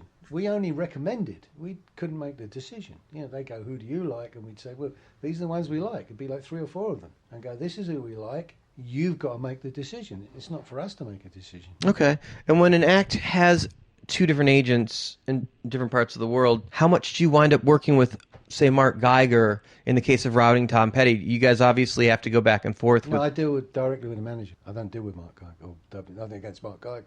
Okay, so everything goes I'm sure directly... Mark Geiger's worried. I got my European tours, one show. He's got about 60 bloody arena stadiums or whatever. Right, but there's no coordinating on any of the tours with the other agents directly. I mean, obviously you have the relationship with management, Most but... of mine are relationships with managers. Okay. I didn't assume that Mark was handing it off, and I think you've been with the act probably longer than he has. Yes, I have. Because you go back when Frank was still doing the act, right? Yeah, Frank from Barbara, yeah, we're doing the act. I guess I should have finished that as Frank Barcelona and Barbara Skydell. Yeah. Probably is how Mark got that, right? William Morris plot premiere, and then Barbara went over, and then Barbara passed. Yeah, that was shame. Well, and Frank passed too. In the last couple of years on Thanksgiving night. Was it? It was Thanksgiving when we got the news that He married Frank an had English passed. girl. His wife was English, or is English. She's still alive. I can't remember her name now. Talk to his daughter Nicole every once in a while, so I get Oh, some you do? interesting updates. Yeah, Yeah. she's a friend. She was on the Springsteen team last time we talked. Do you know Nicole? Barcelona? She's great. Yeah, if he's got half of his artwork, she'd be okay. This guy had some serious paintings. He was great. I remember going to see him and Bill Graham. And Rod McSween, my partner, and I sat down in Frank Barcelona's office, who never gave us an act. And we never gave him an act. We were like glued. We were like these young kids listening to this man telling us his story. I mean, the stories were phenomenal. Him and Bill Graham together was amazing. Kind of the Simon and Garfunkel of the industry, except they were both Simon. Yeah, that's true. Yeah. 2 Paul Simons. Thought you'd like that. Yeah. It's interesting. That's why I'm saying, I was talking to somebody earlier today. Yeah, if you look at all the people now, all the promoters, a lot of them now are being bought, obviously, but the actual promoters, the guy that run the ship, if you want, are all like my age. And I was just saying to somebody, where the fuck are the young guys? We were young. When we started, we were young. Where are the youngsters? Well, I think we can speak to that. Jeff works for Ticket Fly, and in the United States, they do something called FlyCon, which is actually a conference for the young club owners and the young buyers of the hipper GA clubs. So they don't come to Polestar necessarily, some of these younger kids. They're below the tier, really, many of them that would get any attention at Polestar. So they go to this conference and they bring in, not only do they tell them all about the ticketing stuff, but they bring in the Tom Windishes and all the other hip agents and even bigger guys like Ralph James will come in and they'll have panels. Yeah, Geiger came out to do a keynote. You know, you'll have these guys come and they'll talk to the younger kids. But they have their own conference now, much like a South by Southwest, but more industry-wise. But they don't come to the Polestars, and certainly you walk through the lobby here at ILMC and you don't see the younger generation. And it's not that I don't think they're here. I just don't think they attend these things because this is for the more established generation. You don't come across them, and it's difficult because you need... I remember when my father passed away, which was 2002. My brother, and he lived on the coast. We were driving back to London. I remember saying to my brother, do you realise we've become the guys we got in the business to get rid of? They're the guys who want to get rid of us now. And in a way, I mean, I have a dinner tonight where we have every major promoter comes. Every major. And they all get along with each other. I don't think there's anybody under 45, 50. And there's a lot, I'd say the average age is probably in their 60s. You go through Scandinavia, it's Thomas Johansson. You go to Germany, it's Marek Lieberberg. You go to Switzerland, it's Andy Beschi. You go to Austria, it's Richard Hurlman. You go to Italy, it's Roberto De Luca, or it's Adolfo Gali.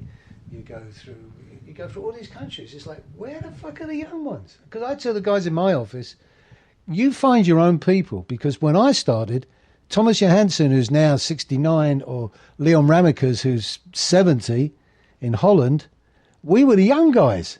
So they weren't the top guys in each market. I worked with them because I could relate to them. They were my age. We had this whole new way of working. And now it's like, where are they? And you all got rich together over years. Yeah, that's true. Yeah, we all did get rich. Yeah, I don't think any of us are poor. They got to be kind of stupid if you were. But yeah, what I'm trying to do now is look for the future. I'm not going to be doing this forever, but I want to leave something that is going to continue. Well, I think you've left a pretty good legacy, and I think you can, thanks to Adele's tour, you can feel like your kids are pretty well taken care of now. But it's not about the kids. You want to leave something that, and it's not always financial. It's not necessarily financial. So many people go, oh, financial. I mean, I never came to this business I came to this business because I loved it. And where else can you have a business that you love doing something and it makes you wealthy? There's not too many. I mean, I got friends of mine who are wealthy and they work in a bank or they're a lawyer. I mean, they're pretty boring. I mean, I can still go out and get a bit silly. Not when my wife's with me, but now and again. I mean, I remember when my son used to, I like how you slipped that in. He used to steal my dope. It's like, I would do, it's like, wow, I was the only guy at the school whose father had smoked dope. That was me. I wasn't like a complete dopehead, and I don't do it now, but I did do it. You need the youngsters of today. It can't carry on. It can't be. I'm worried now that, I think Rapinoe, is a fucking genius. I think Mike Rapinoe is a very, very clever guy. But it's a shame in a way that it's become so corporate, because I think that there was individuals. If you go back through life, if you go through the record companies, you go through the Erteguns, Atlantic. They came from a wealthy family. Their father was the Turkish ambassador to America, and they were wealthy guys. But they did it for the love of music. Chris Blackwell, who comes from Cross and Blackwell, another rich guy, came into the business. He loved music. And he started mainly with Jamaican acts, so he had Island Records. You start going through all these guys. You go through, I can't remember his name now, Jack somebody or other that did Elektra. Whoever started Elektra. They did it for the love of music, and they just happened to make a lot of money doing it. Now it's become corporate. So fucking corporate. It's unbelievable. Well, when the roll-up started to happen, even through Sillerman, and those guys that had the personalities and had the creativity took the checks, and some of them went away. That was bound to happen when the banks started putting up money. The point is, how do the new ones come along? Or is it just going to be, as I say, I have nothing. We do business, a lot of business with Live Nation. We do a lot of business with AEG. So I don't have a problem with them, but where is the young guy coming from? Where's the young? You're stuck there and go, okay, Ticketmaster, get all our tickets. Or so-and-so gets all our tickets. I mean, in the this States, is the marketing that we have for the whole company. Where is that young guy that comes in and changes all that? In the States, there are less independent promoters than there were when I started 25 years ago. And I like to think, when I walk through these rooms, I still feel like I'm the young promoter at the conference. You are? Yeah, but I'm 41 years old, and I've been doing it for 26 years. I've got shoes older than you. Yeah, okay. But when you're talking about young promoters, you're not talking about me. Yes, I am. You're not looking for the 19-year-old kid and the 22-year-old kid to be getting... Of course you are. Of course you are. But there's somewhere in between. There's a big jump between 19 and, I would say, an average of close to 60. There's a big jump. So somewhere in the middle there. Right. So here, I'm the young promoter, and I get that, and I have no problem with that. But I shouldn't be. There should be younger people here that are trying to come up from the bar size clubs to book the world, and since they're not represented, there's no sound from that world, and it's lost. It's very difficult because they're up against, sooner or later, you get the money situation. And a lot of artists hold themselves out. They take the big check. Yeah, and there's also that. There is a border to entry in our business that is further than it's ever been before, because you can't buy necessarily one market anymore. If you want to be a player in the game, you have to be able to buy multiples. Barry, I want to thank you so much for talking to us from Promoter 101. Will you come back and talk to us next year when we're back for the conference? If I'm still alive, yes. Awesome. Thank you so much. Barry has built a dynasty in the music industry. Amazing to spend some time with him. This is Whitney Bond from 888 Management, reminding you to keep your mazel strong, appearing live on Promoter 101. We have a special bonus feature this week. You most likely know Martin Atkins from Public Image Limited, Killing Joke, or Pigface. He is also known as an author who oversees a label and so many more things. And we are honored to have him on Promoter 101. We're at South by Southwest and talking to a dear old friend. Martin Atkins has joined us today. Thank you, Martin, for being here. Nice to see you, man. It's been a while. It has. So our careers have intertwined for years, but some of my favorite shows ever are the Pigface shows back in Denver when I was a kid. Yep. You have been on every side of the business, from the record side to the artist side, and at the same time, you literally wrote the book on how to tour. Yeah, it's 10 years since that book came out, which I slightly wrote by accident. I started teaching by accident. I went to Columbia College Chicago to get some interns because we were doing 5 bands, 3 buses, 80,000 promotional postcards with 10 different partners, promotional CDs. I'm like, screw this, I need to get some interns. I went up to Columbia College, did a presentation to show them why interns would have a great experience with us.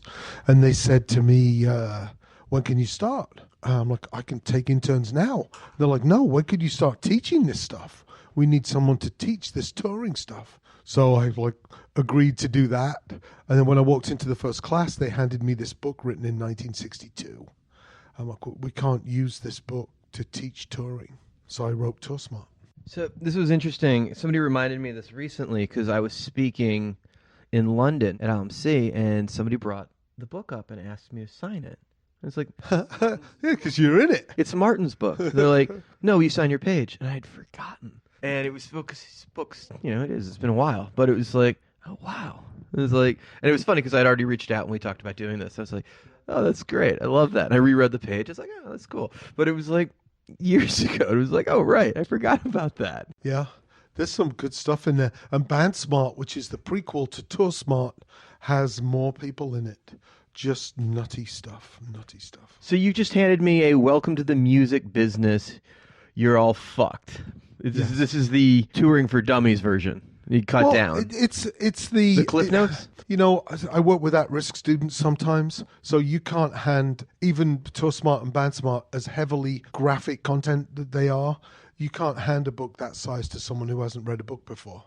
So he knows our generation. So I commissioned this cartoonist to do some cartoons. He illustrated the Fucked by a Chicken Burrito, for instance, chapter about truck stop food, which is a lot better than it used to be. But it made it kind of accessible to get those germs of information out to people who needed it. And then I thought it was just kind of a fun thing. It's also a fantastic, I brought you a T-shirt, which it's a better T-shirt than it is a book. And especially for South by. And I was at a place up in Madison for at-risk youth, and I left a couple of copies of the book on the table, and I kind of turned around as I left just to wave goodbye, and I saw these kids fighting over this book. I'm like, okay, that's a win, So, yeah, welcome to Music Businesses. I do a free download, digital download. I'd be happy to give you a code. Yeah, we'll go ahead and post that on the Facebook page when the episode comes out, so you can check that out. So I've always been impressed with your business. You're an entrepreneur, and whether it's giving things away, samplers, or just getting through the door, getting people's content, and you come to the conferences, whether at Canadian Music Week or we're here, you talk to the kids. You give time to anyone that wants to talk, and at the end of the day, you could just do Pigface reunion tours and P.l. dates or whatever else, and you don't need this. Like, you still make royalties, you've got ownership in your records, and you're an artist that doesn't need to do it. You clearly want to be involved with the community. Well, so it's nice that you say I'm here and I give to the kids or whatever, but honestly, I think 2009, I bumped into Kimberly Freeman, who has something called One Eyed Doll. And we talked, and one guy is harassing me, needed $5,000 for some merchandise. And then Kimberly's talking to me about how she buys a shirt for 50 cents at the thrift store, turns it inside out, and paints the name of her band with a Q-tip and bleach. And then she sells that for $5. She can't sell shirts for 12 or 15 or 25 because most of her fans at that time were homeless too, right? So in giving my time and attention to people, it's actually given me fuel and energy to be re-inspired. I just saw Bob Boylan introduce me to Galen Lee, who, oh my goodness, if you can talk to her just mind-blowing. She won the NPR Tiny Desk competition last year from 7,000 entries, I think. And she is brittle-boned, plays fiddle like a cello, and runs effects pedals with her feet. And unlike so many artists that I've worked with, she won this competition, and I'm like, make sure you have 2 shirts. Try and do 10 events in a week, not just 7. It makes a difference. And she's like, yeah, we're selling the house. I'm buying a vehicle. I'm like, what? I wanted so many of the artists I work with to do that. Just to commit. Yeah. I'm like, be careful. Give it 6 months and see how you like this touring thing. It's like, no, we sold the house. We're on the road. I'm going to Ireland, And so I think by giving my time, it's exposed me to people who are like re-inspiring me. Somebody tweeted me last week, you got to read this book by Derek Thompson, Hitmakers. And it's fantastic. And I just met him yesterday. So, I'm loving it. If I wasn't loving it, I'd just be some boring guy wandering around with drumsticks in a bag going, need drums? And now I'm actually at a point where I'd like to do that. But the fact that I haven't done it much in the last 15 years. You're talking about playing? Yeah, makes it kind of interesting. I did Pigface last November, but I haven't really played in 15 years to speak of. But now I'm like, drums. That would be interesting. So that was a long-winded answer to... You know what's interesting about not playing drums for 15 years? People I know from speaking. I was in Barcelona at Primavera Pro, and I played drums with Pete Shelley. It was like people who only knew me as a speaker thought it was the most amazing magic trick that I just picked up these drumsticks. I'm like, yeah, actually, no, I'm a recovering drummer. Yeah. That's funny. So let's talk about that. Some of the older stuff, obviously everybody loves P.l. It's probably, of the legendary acts you were in, probably the most iconic. Yeah. Any of that reunion stuff ever get talked about when it's talking about Ministry, or which I know they go out in some formations, but like original lineups or putting together some of those old bands? Have you guys ever talked about that stuff? Well, I mean, Pigface you just put back together last year. Yeah, Pigface, that was just crazy. It made me cry. I dropped 20 pounds, put 18 back on, but it's like, this was good. But netted too, so that's good. Yeah. My relationship with John is up and down. I quit the band. I was fired twice in 5 years and eventually quit. And drummers don't quit singers' bands. So my relationship with John is up and down. Sometimes he's really nice and he'll wear like a Pigface or a Sheep on Drugs t-shirt and just be like amazing and hang out with my kids. I talk to John. I talk to Wobble all the time. Wobble called me when my dad died, which was huge for me. I've seen Wobble a few times. He was in the Damage Manual originally, so we played together on that. I love playing with him. So I don't know. I mean, there's a new version of P.l.L. Bruce from the pop group plays drums. What's his face is on bass. I mean, it's a great band. Yeah, but I think we all want to see that original lineup. Yeah, actually, me too. Now, I don't get along with Keith very well at all. I never have. He fired me twice. But I had tremendous respect for him. That would be like a Bauhaus reunion tour. I mean, that would do like 3,500 tickets in markets, I would think. Right. But do I want to do it? Yeah. Would I like to sit in a room and chat and before one of us dies? Because Paul Raven died from Killing Joke. I mean, that has an effect. When you can't do that reunion, right? So I'd love to do it once, maybe twice. A world tour, which it probably would be. Oh, fuck. I have no clue. I don't know. As far as Killing Joke, if we're going through like reunion roulette. Yeah. Well, because then that's another act everyone would love to see. Well, but Killing Joke kind of did, Big Paul is playing drums, Youth on bass. It's the original Killing Joke. I think that they and I, having, I quit Killing Joke after a period of not getting along too well, with jazz especially. I think we get along fine now. I'd love to do 8 songs from Extremities in the middle of a Killing Joke show. I was supposed to DJ with them last spring in Chicago, and I was basically talking to Youth, saying, well, how can I DJ and not beat the shit out of some drums? Because Big Paul and I were in Murder Inc. together. He played on some Pigface stuff too. And then they cancelled the whole tour. So there's a few nibblings of these kinds of things, which would be interesting. So my talk at South by yesterday was 10 years of touring advice, because it's the 10th anniversary of Tour Smart. But I started to think about how things have changed. And I'm like, hold on a minute. I've been doing this for 40 years. I joined P.l.L. in 1979. I was playing the clubs in the north of England from when I was 12. So I wish somebody had said to me 35 years ago, hey, act as if this is a lifetime here. Because I think I think everybody in the music business thinks we've got 8 months, grab it while you can, right? And I've been that artist, and I've seen those artists on my label. Well, isn't that the industry's fault? Haven't we told people it's never going to last? Yeah. Be prepared to not have Elton John's career. Right. It's like worse than soccer, right? You've got 9 minutes, you know? And so I look back and I think it's easy to look at a reunion as like, you know, grab some cash, whatever. But I think it's an opportunity for people, whatever the band is, to work through with a goal in mind. We're playing this show, keep it together, right? Work through any relationship stuff that's gone off the rails. Being in these intimate situations with a band, you know, rolling around New York with P.l.L. in the 80s. I mean, holy crap, you know.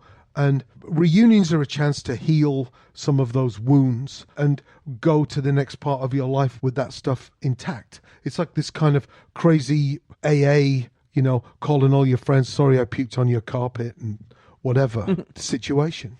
Time heals all things, and I think the fans want to see that. I know not all of those things are in the cards always, but I mean, for God's sakes, it's like the original lineup for Ministry. That would be a big tour, and I think those guys kind of need that too. You know, it's like they've done every version of that stuff, but I think Al needs it. I don't think anybody else involved needs it. You know, but the Ministry tours haven't done it as well as they used to, and it's just like a reunion of the original lineup. It's like, well, what do you mean, the Cage tour lineup? Yeah. See that I do that once. You know, probably Al would probably punch me. I'd probably punch him, or I'd have my son punch him. I mean, that played like 3 nights at the Gothic when I was a kid living in Denver. It was amazing. But you know what's interesting, Dan? It's really funny because when we talked about P.l.L., I'm talking about, you're like, that would be 3,500 tickets in a market. It's like, you're such a promoter. It's cool. It's like, this would be 800 tickets on a Tuesday night in Boulder. Should play Denver, not Boulder. Yeah. Well, it's funny, and I can do that. It's like, in New York, it's like, how many nights would that be at the Gramercy? You know, it's like, it wouldn't be Gramercy. It'd go bigger. It'd be in Irving Plaza. I just found out the first place we played, the Palladium, is now a student dorm on 14th Street. Yeah. They redid the Palladium in Los Angeles, and now it's open again, which is funny because it was a Golden Voice room when we were kids where it was hot, and now it's a Live Nation venue. Right, and then Roseland is gone. We played there with P.l.L. That was Harvey Keitel. We made John made Harvey Keitel pay, which is like, why? Why would you do that? Not with Harvey Keitel. It's cool. Yeah. No, it's funny. It is an interesting thing because as a promoter, you think of that thing. It's like, you know, you hear about, there's a lot of tours that never come to be. So like little things like there's buzzes on this tour may go out like, oh, well, that'll headline all the festivals. And then they'll go out and they'll do a headline tour, which is the formula. Get back together, get the festival money, play Coachella, and then go over and get the big play, Glastonbury, and then maybe do some of the other European festivals and maybe Palooza or something in the States. Well, John's not an idiot, you know. I'm sure he sees that. And because that's where you guys would make real money, is the festivals. I mean, P.l.L. on Coachella, like, that's a paycheck. Right. Not only that, the stature of that would be cool. They'd move albums, too. Right. But it's weird, you know, thinking about this stuff. One of the things about P.l.L. then was we didn't give a fuck. We didn't give a fuck. And I think one of the things that would be interesting about it now is I don't think that we still would. You know, my interest would be jamming with Wobble and, you know, and you might think, oh, playing the songs I co-wrote. No, I'd love to play fucking pop tones through a huge, insane sound system and know that somebody at the back of the room is getting punched in the chest by my 60 cycles coming off my bass drum and Wobble's just across the way there. And I've got 5,000 watts of low-end monitors, so Wobble's bass is blowing me off my drum seat. And if that's Coachella or someplace in Boulder on a Tuesday, that's fine with me. Well, I think the fans want to see it either way, but I mean, clearly there's some conversations that need to happen. I couldn't be the first person to ever mention that to you, and you're a smart guy, so I'm sure that's gone through your head. Okay, so musically, I mean, you were inspired to put Pigface back together last year, so and that's your call, right? When Pigface comes together, you're the leader of that group. Yeah, it's my thing. And that wasn't a musical thing. That was just a social thing. And you missed your friends. I miss my friends. I miss doing it. Also, I thought if I don't do the 25th anniversary, I can't do the 27th. You know, it will be the 30th. And maybe I should do it, you know, having lost Paul Raven. You know, it's like, yeah, maybe I should do that. So I did. I booked the show. And out of some of the oddity of the industry, it seems like a 26 and a half anniversary would be kind of funny, actually. Pigface, 27. And 27 and 3/4 year reunion. You know, you think you want to do it for one reason, it will be a blast. But people came from all over the world, all over the States, from Vancouver, Miami, Seattle, LA, Denver, Texas, Boston, Manchester, Copenhagen. Like, holy crap. You know, and then in terms of what we do, so we had Black Friday at House of Blues. I'm like, hey, I had a ticket package on my website with free shirts and coupons for merchandise and stuff. And anybody who bought those tickets from us, like, hey, come to our rehearsal the day before and have Thanksgiving dinner, as we had in Denver and Austin and DC back in the day.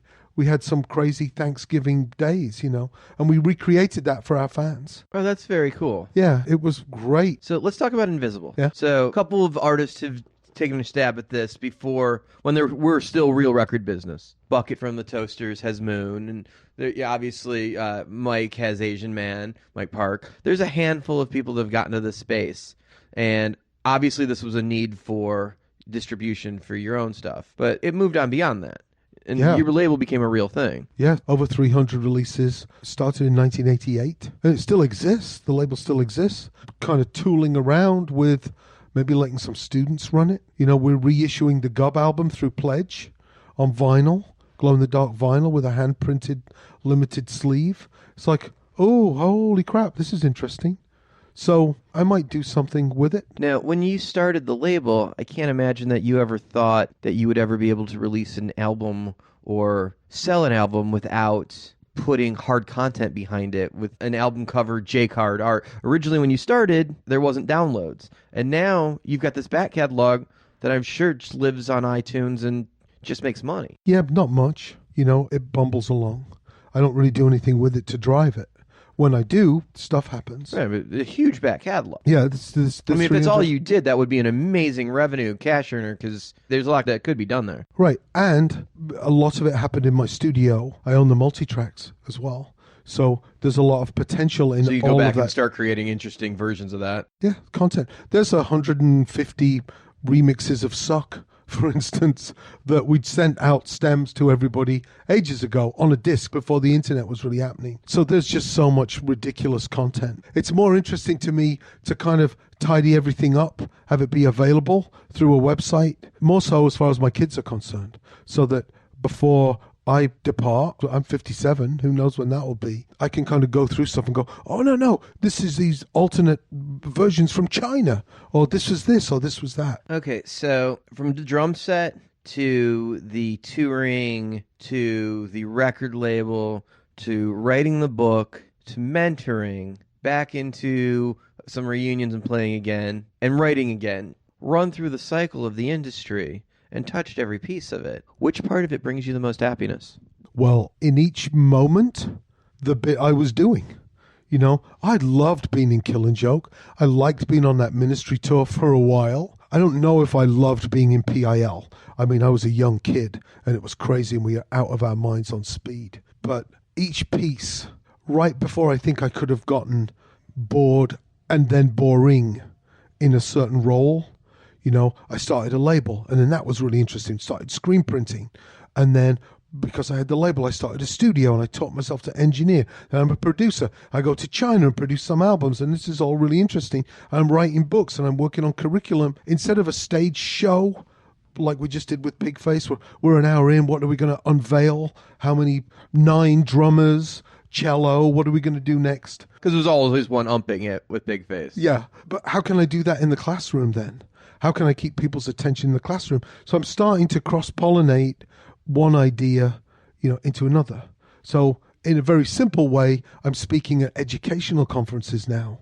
And to me, that's just shooting fish in a barrel. I walk in and throw Kit Kats at people, say fuck, then throw muffins at people. And it's like, oh my God, because I'm trying to entertain and engage. So I'm enjoying punk rocking all of this. I like that. It's funny, and obviously we've known each other for a long time and have a lot in common. And it's one of those things where when you're an entrepreneur and you don't necessarily know how to do it, you just start doing it, and it gets better as you do it. Right. It's something I've enjoyed about the podcast over the last 6 months is Okay, we have no idea how to do this. And it's like, okay, we're starting to get a formula of what works and feedback, and you see how, it's just like, okay, and you get better guests, and you get a following, and you get feedback.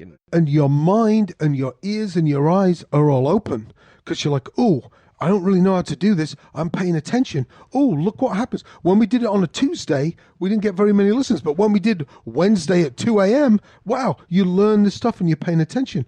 When you think you know how to do something, that's when you're screwed. Because you're like, no, this is how we do it. Every Thursday night, right? Well, and I remember having a similar conversation with you over lunch. God, when we were doing the Mercury Cafe or the Ozatlan, like back in the day or something. It's got to be 20 plus years ago. But talking about the concept of the machine, and I was still learning how to market and was trying to figure out the game. I was a club promoter, but you were talking about the machine. You figure out your formula. It's just throw everything in the machine. You confirm the show. You learn how to market. You do what you do to market every show. And then you produce the show and you settle the show and then you put it away. And it's just like, it's the promoter formula, the big promoter formula. It's like you're figuring it out. And it's like, I think it was our third show together, and you could see my progress, and it was starting to connect the dots. Right. One of those things. I think that's all any of us are really, is we're interested in stuff, and learning. Once you think you know stuff, I think something switches off in your brain where, well, how could I? There's nothing for me to learn, right? So you turn things off. I'm learning stuff every day. I'll tell my students, congratulations, you've got an associate degree and you're 23. This is the beginning. It's not the end. And they're like, what? We've got the certificate. We've got our degree. Look, no, this is just the beginning. Well, and it's amazing because it's a service industry. If you are a promoter or a record label, you're there to serve the artist. And the artist is still in a service industry too, because they're there to serve the fan. And the fan is demanding, and if you're not there to entertain them, somebody else will. Because a lot of people want to be on that stage. And being on that stage is easy because anyone can rent a venue. But filling a stage, or filling a room before you get on that stage, and with people that care what you're going to do, is a whole nother thing than just being on a stage. Right. And that's the whole concept, because if you can't have that feeling of a packed room, you're missing something. Right. I think that it's one of the reasons I ended up leaving Killing Joke was we'd be playing these shows. I remember a rainy night in Philadelphia, and, 350 people showed up. It wasn't 500 as expected. It was 350, and it was basically like, let's do a quick show and get out of here. I'm like, why? What are we going to do? And the PA blew up. We had like a 10-minute pause, and I got 2 cases of beer from the promoter, who I think thought he was giving me and the band beers, which I just gave out to all the fans. And I insisted that we at least do a 3-song encore. And if your mindset is trying to delight whoever you're dealing with, like we did at Thanksgiving, like, hey, come and have Thanksgiving dinner and hang out. Some fans came and they thought we'd be on stage rehearsing the song and it would be painful. We played for 2.5 hours and people were just blown away. If you can delight people, you're golden. But you have to have the mindset of wanting to delight people. Some artists think just showing up is enough, and it isn't. Well, I think the whole concept is we want people to come back. We want to be invited back. And regardless if you're the artist, the manager, the agent, it doesn't matter. At the end of the day, if we can't sell a ticket to those people again, there's no reason to do it again.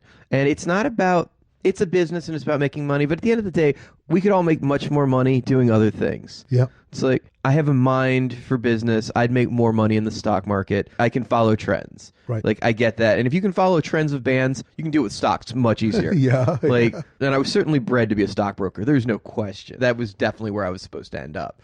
But it wasn't about making the most money in the world. And don't get me wrong, I did well in this business.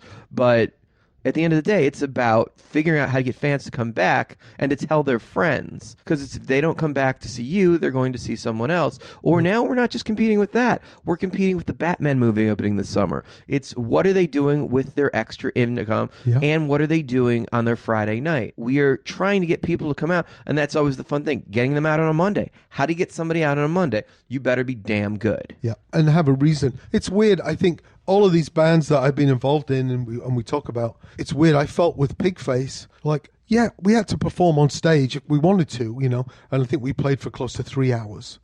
But it was like, no, we're the keeper of this vibe. We're the keeper of the torch of whatever this was for the audience. And it wasn't just being at the show. It was about pictures and exchanging memories and talking the day before and the day after, and this whole kind of thing that we did. It's weird. It's a responsibility for sure. Okay, so what's next? I mean, you're teaching now. Where you go with this? I mean, you can do whatever you want. Are you going to revisit something, or is there going to be a whole new chapter? I just started working on the book I started working on 10 years ago, which was basically, I was in P.l. during the good years. Fuck off. I've got some ridiculous memorabilia, like the hand-typed 2-page itinerary for when we went to Paris. That was my first gig, and it was Paris au Printemps album. Just like plane tickets, just You stuff. saved all that stuff. Yeah, it's kind of frightening. I can pass it off now. I was like, yes, memorabilia, here's my book. Well, but it really, seems like some of that could go to Cleveland. I didn't think of that. It's funny. The shirt I wore on Bandstand. The screen printed Public Image Limited sign from the American Bandstand door. My check receipt from Dick Clark. It's ridiculous. Some of these things that are laying around the industry that are just there, that people have, are amazing. I was at Wayne Forte's office a year ago, and he's flipping through the old William Morris route books from the 60s and 70s, showing me the Who's routing, Aerosmith's, Clash, and Queen. Handwritten in notes and the dates and the deals. Wow. It's like, Wayne, we got to take this to Polestar. We got to show this off. He's like, who's going to care? They're old books. I'm like, no, this belongs in Cleveland. This got to go to the Hall of Fame. This is history. I have all my itineraries, and I sit and I look through that stuff. Some of them got notes in them, and I like that. Like, the laundromat, it's Pittsburgh, that's where the laundromat is. So then the next tour, the day before Pittsburgh's like, the week before, hold on to your laundry, there's an amazing laundromat. And you kind of travel through these tours, through bags of receipts, all these old itineraries. It's crazy. It's amazing. And the real test is if you take the pictures of them and put it up Facebook and see how the fans react. Because I put the pictures up of the route books and so people could see them. It was funny because Wayne did the podcast at Polestar Live, and he brought the books because I asked him to. He traveled, he schlepped them across the country, and these things are fucking huge. Yeah. And there wasn't a really good format to show them to the audience from a stage. We invited people to come up after, but people are busy. A couple people that did loved it. And Wayne's like, I dragged these across country. I'm like, you know what? We're going to post it on the website. Watch. People will spend 3 hours going through, and people will find the Cleveland show they were at. This, that. Yeah, no, it's amazing. And then people will latch onto the itinerary and start to post their pictures and their ticket stubs to those pages. You know what I mean? And then there's a connection, and it's a time capsule. So what's next? I do this thing with Bob Boylan for NPR, the Martin Atkins Minute. I really like that. My students do Foley effects, to NPR the hell out of my little podcasty thing. I like storytelling, whether it's Pigface or P.l.L. I like that. I'm thinking about doing one of my kind of lecture-y things, but halfway through, I'll play some beats. I saw Clyde Stubblefield do a talk. He had a mic, and he was talking about his beats. And I asked him to open for Pigface this year at House of Blues. And the day after I contacted his management. So I'd known Clyde a little bit. He died the next day. So that made me think about doing this kind of beat P.l.L. My photographs are insane. I don't know what I'm going to do. I'm having a blast. I want to keep doing it. Whatever it is, the writing, the speaking, the teaching, the drumming, making scenery. We've done some cool stuff with all of the scenery from all of the past Pigface tours. We've always done more, and that extra stuff has been a bridge, kind of. Like, it's great to have an art show in Chicago in this huge incubator space, which actually prompted the booking of the show. So just wandering around all these huge pieces of scenery. Welcome to Mexico, Gub, the Fook tour, which was made by Tim Gore, who now works on that Living Dead. He did all the Skinny Puppy scenery stuff. Just to have this stuff around. So, yeah, I don't know what's next, but I'm interested and excited. Is there a chance there'll be more Pigface reunion shows? There's going to be one next Thanksgiving, I think. Is that Chicago? Yeah, I can't take that on the road. I don't know how I would take it on the road. Well, I don't know about touring, but maybe pick different host cities for that. Yeah, that's not a bad idea. That's something I would be happy to step up and help promote some shows across the country if you want to look at other markets. Sure. I mean, just out of the fun of going back to that again. Yeah. Yeah. Seattle was always good for us, and Denver was always good. We always had some good markets. Like, I know you guys were big across the country, but the markets I had done were, I think, some of the better markets. Like, you guys had big markets for that industrial scene. It would be interesting to me to do, instead of Rochester, Buffalo, Toronto, let's pick one. and bring people. Make it a destination. Yeah. Because that'd be fun, move it around. But like, yeah, I could see Denver being a big city for that. Yeah. That was always fun. Because we were basically a jam band, just an industrial jam band gone mad. Yeah, it was funny because there were definitely nights where you'd come off stage and was like, that was shit. That was absolute shit. Yep. And there were other nights it's like, I wish we were recording. It was like, you could totally tell because in that jam sense that it just didn't come together tonight. It just was not the right show. It was like, and then, because there were some of those in Portland and Seattle where I remember we'd have like one night where we at the Roseland and you're like, that was great. And then we did the next night in Seattle and we're like, nope. Yeah. I think I'm still banned from the Moore Theatre. We actually, Silverfish set fire to some brooms and were playing lit brooms as if they were guitars, which was fantastic. Unless you're the house manager. Yeah. One of the backstage production guys was like, that's it. And then we had a show booked there like 5 or 6 years later. And like the day before they realized it was us, they're like, no, canceled it. They canceled the show the day before? Wow, Steve Martin's got some pull at STG in Seattle. Yeah, I mean, it was bad. I mean, we went into the janitor's closet and threw all these toilet rolls out into the crowd. And it's a beautiful theater. Yeah, it's if you don't know the Moore in Seattle, you've seen it on HBO specials because it's where most of the comics tape their HBO shows are done. Seattle's one of the best comedy markets in the world, but the Moore's the perfect size theater because 1,800 seats. So it gives the vibe when you're on stage that you're in a 3,200 seat capacity because you can't tell the difference on camera. So what comics will do is they'll do an early and late show. So they have the same makeup. So they don't do 2 nights in a row. They do an early and late. So their makeup is exactly the same. And they take the best cut of both shows for each joke. So, and this always been a comedy trick because if you do 2 different nights, even if you wear the same clothes, your makeup and your hair is not going to be the same. But if you do it early and late and you're back on stage, we can cut back and forth and take the best of both. And the delivery with comedy is just the breathing and everything. So one take is always going to be better than another. Yeah. It's never identical. But so the Moore is the venue that they do that in. And it is a beautiful room for that reason. You pick beautiful rooms to fill. Yeah. And also Soundgarden taped their early big video there too. So you've seen this room, whether you know it or not. Velvet. I'm going back 20. I haven't been allowed in there for 25 years. Yeah, they recently redid the seats and everything. They upgraded like 3 years ago. They changed a couple things, but it's one of my favorite places to do shows. It's it's like I've done Korn in that room to Social Distortion. It's just one of those epic rooms where you can put very amazing acts. And it works because the production's real. Yeah. So you can fit 3 semis of production in there and make it work. But it is absolutely a cool place to see a show. There's not a bad place to see a show in that room. Right. Well, I think it's nice to be banned from somewhere. You're not a star until somebody hates you. Right. Awesome. What a great place to end. Martin, thank you so much for taking time out of your South by Southwest for being with us. Thank you. It's nice to sit and chat. Promoter 101 in Austin. As a massive fan of P.l.L, that was amazing. Patty Ann Tarleton. I'm overseeing Canada for Ticketmaster today, and I'm on Promoter 101. We often focus on industry established names, but today we wanted to introduce you to someone who's on the rise in the business, APA's Ben Mench. South by Southwest, Promoter 101 coming to you from the suites. We've got Ben Mench hanging out with us. What's up, dude? Not too much. Just trying to get through these last couple days of South by, and it's hot today. It's really hot.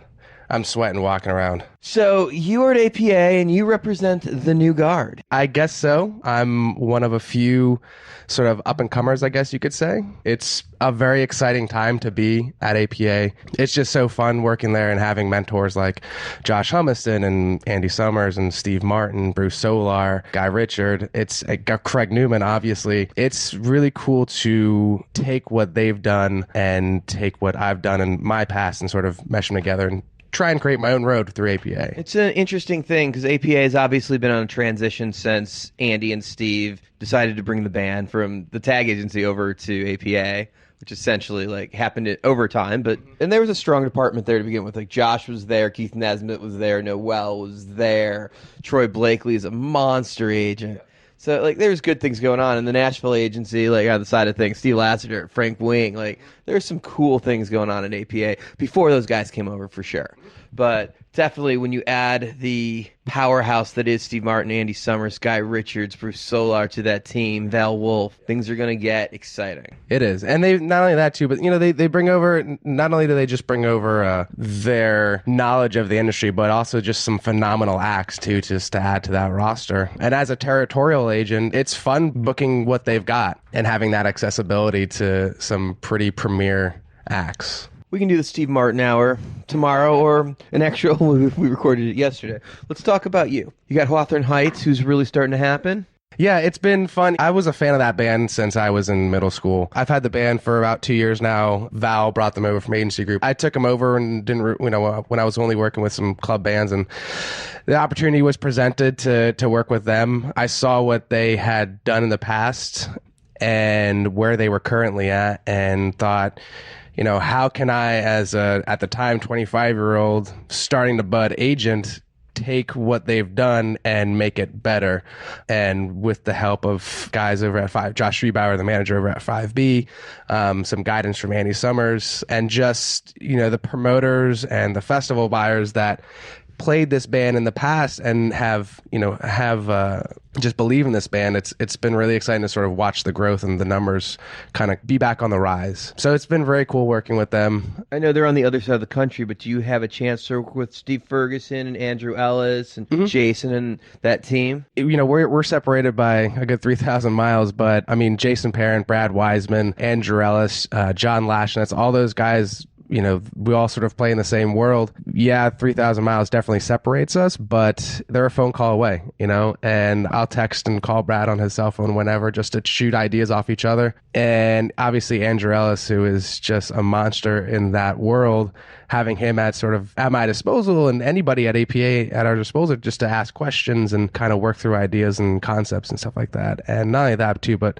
that ability to package within, which I think if you have that ability, you sort of do it. I mean, very quietly, you guys are starting to bubble up with a young group of agents that are starting to happen. Seems very similar to another agency that Steve and Andy used to be at. Those guys know how to mentor, and it seemed like only a matter of time that was going to happen. Yeah, it was funny when Andy came over. I had interned at the agency group, both the London office and the LA office, so I had been aware of Andy Summers back when I was in college, and Bruce Solar and Steve Martin. And then when I started interning at the agency group in London, I actually got to work with Andy Summers and Bruce. And I remember when Andy came over, I was like, this is awesome. This is my chance to sort of make my stand at APA. This is my chance to sort of work with somebody to get my wings, because this guy has, I look up to all the bands on this guy's roster: Pennywise, Social Distortion, Circle Jerks, the list goes on. And it was funny because I remember when he came over, I asked him to go outside and go have a smoke. And so,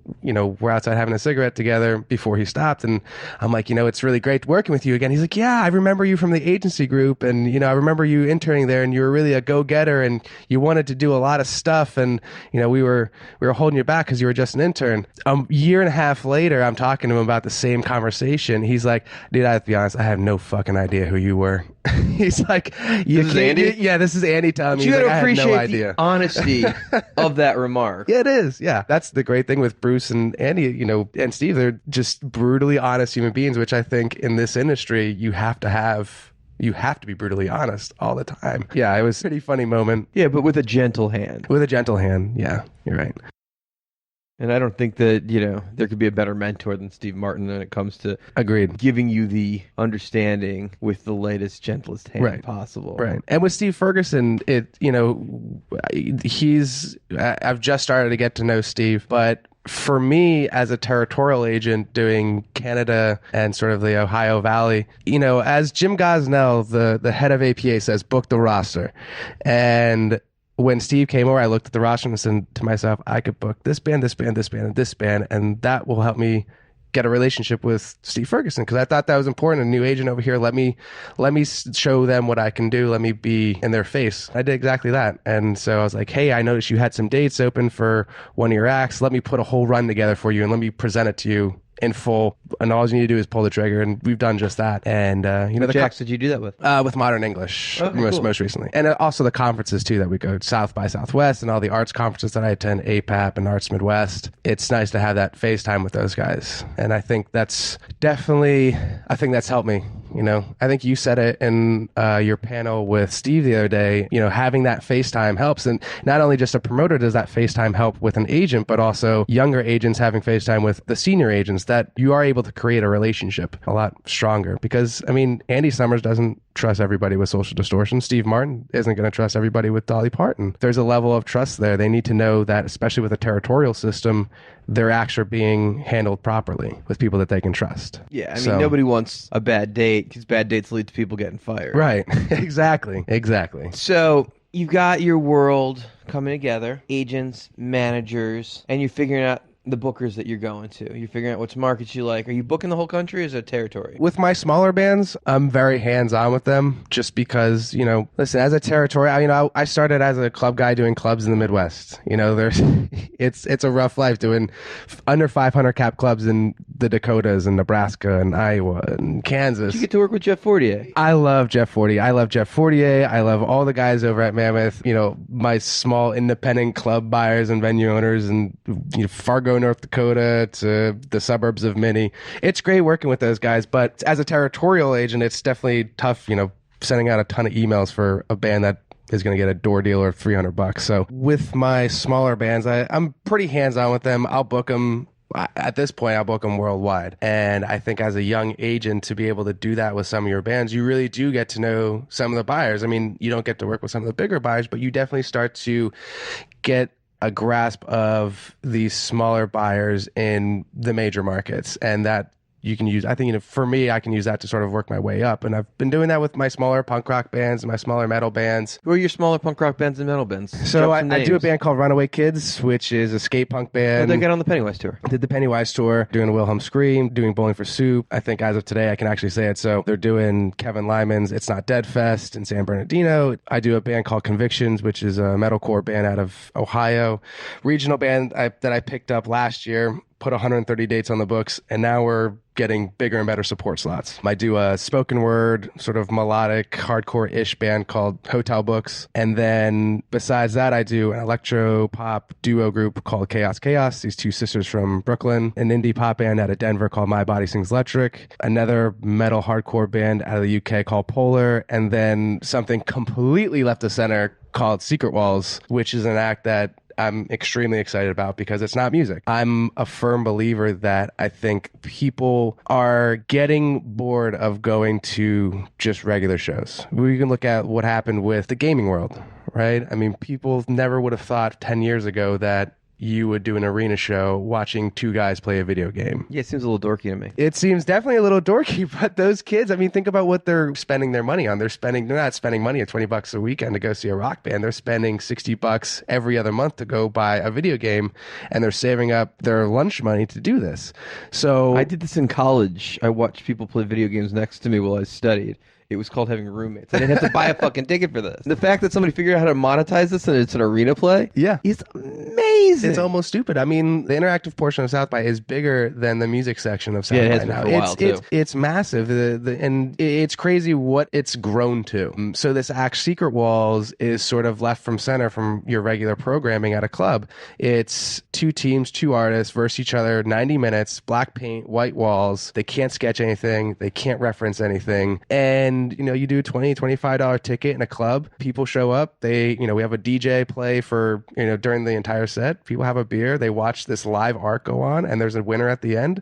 I mean, it's easy enough for people to understand. It's not too out of the box for people to not want to buy a ticket. We did X Games last year, which was great. So we did X Games this past year, a bunch of club dates. It started in the UK. It's modeled after MC rap battles. We'll do 2,500 tickets in the UK, and the reach is global because unlike a band where there's a language barrier when you go to a different country, art is universal. Anybody can understand it. So it's a very cool, intriguing show, and it came to me sort of like it came to me by accident. I met with a guy, a manager who does some other bands, who works with Secret Walls. I blew off the first meeting because I didn't really want to sign this band that he had. I met with him. I said, "What else are you working on?" He said, "I do this thing called Secret Walls." I'm like, "That sounds awesome. Tell me everything about it." And working with Craig Newman, I dabbled in the performing arts world. I had an idea of performing arts centers and the art walks and the stuff that your mom drags you to when you're in middle school that you don't really want to go to. I had a grasp on that world, but also this world of club touring. And with knowing both those worlds, we've been able to take a show that is definitely out of the box and tour it like a band, but present it to every demographic. Craig came up the same way because Craig had Plain White Tees and moved into that world.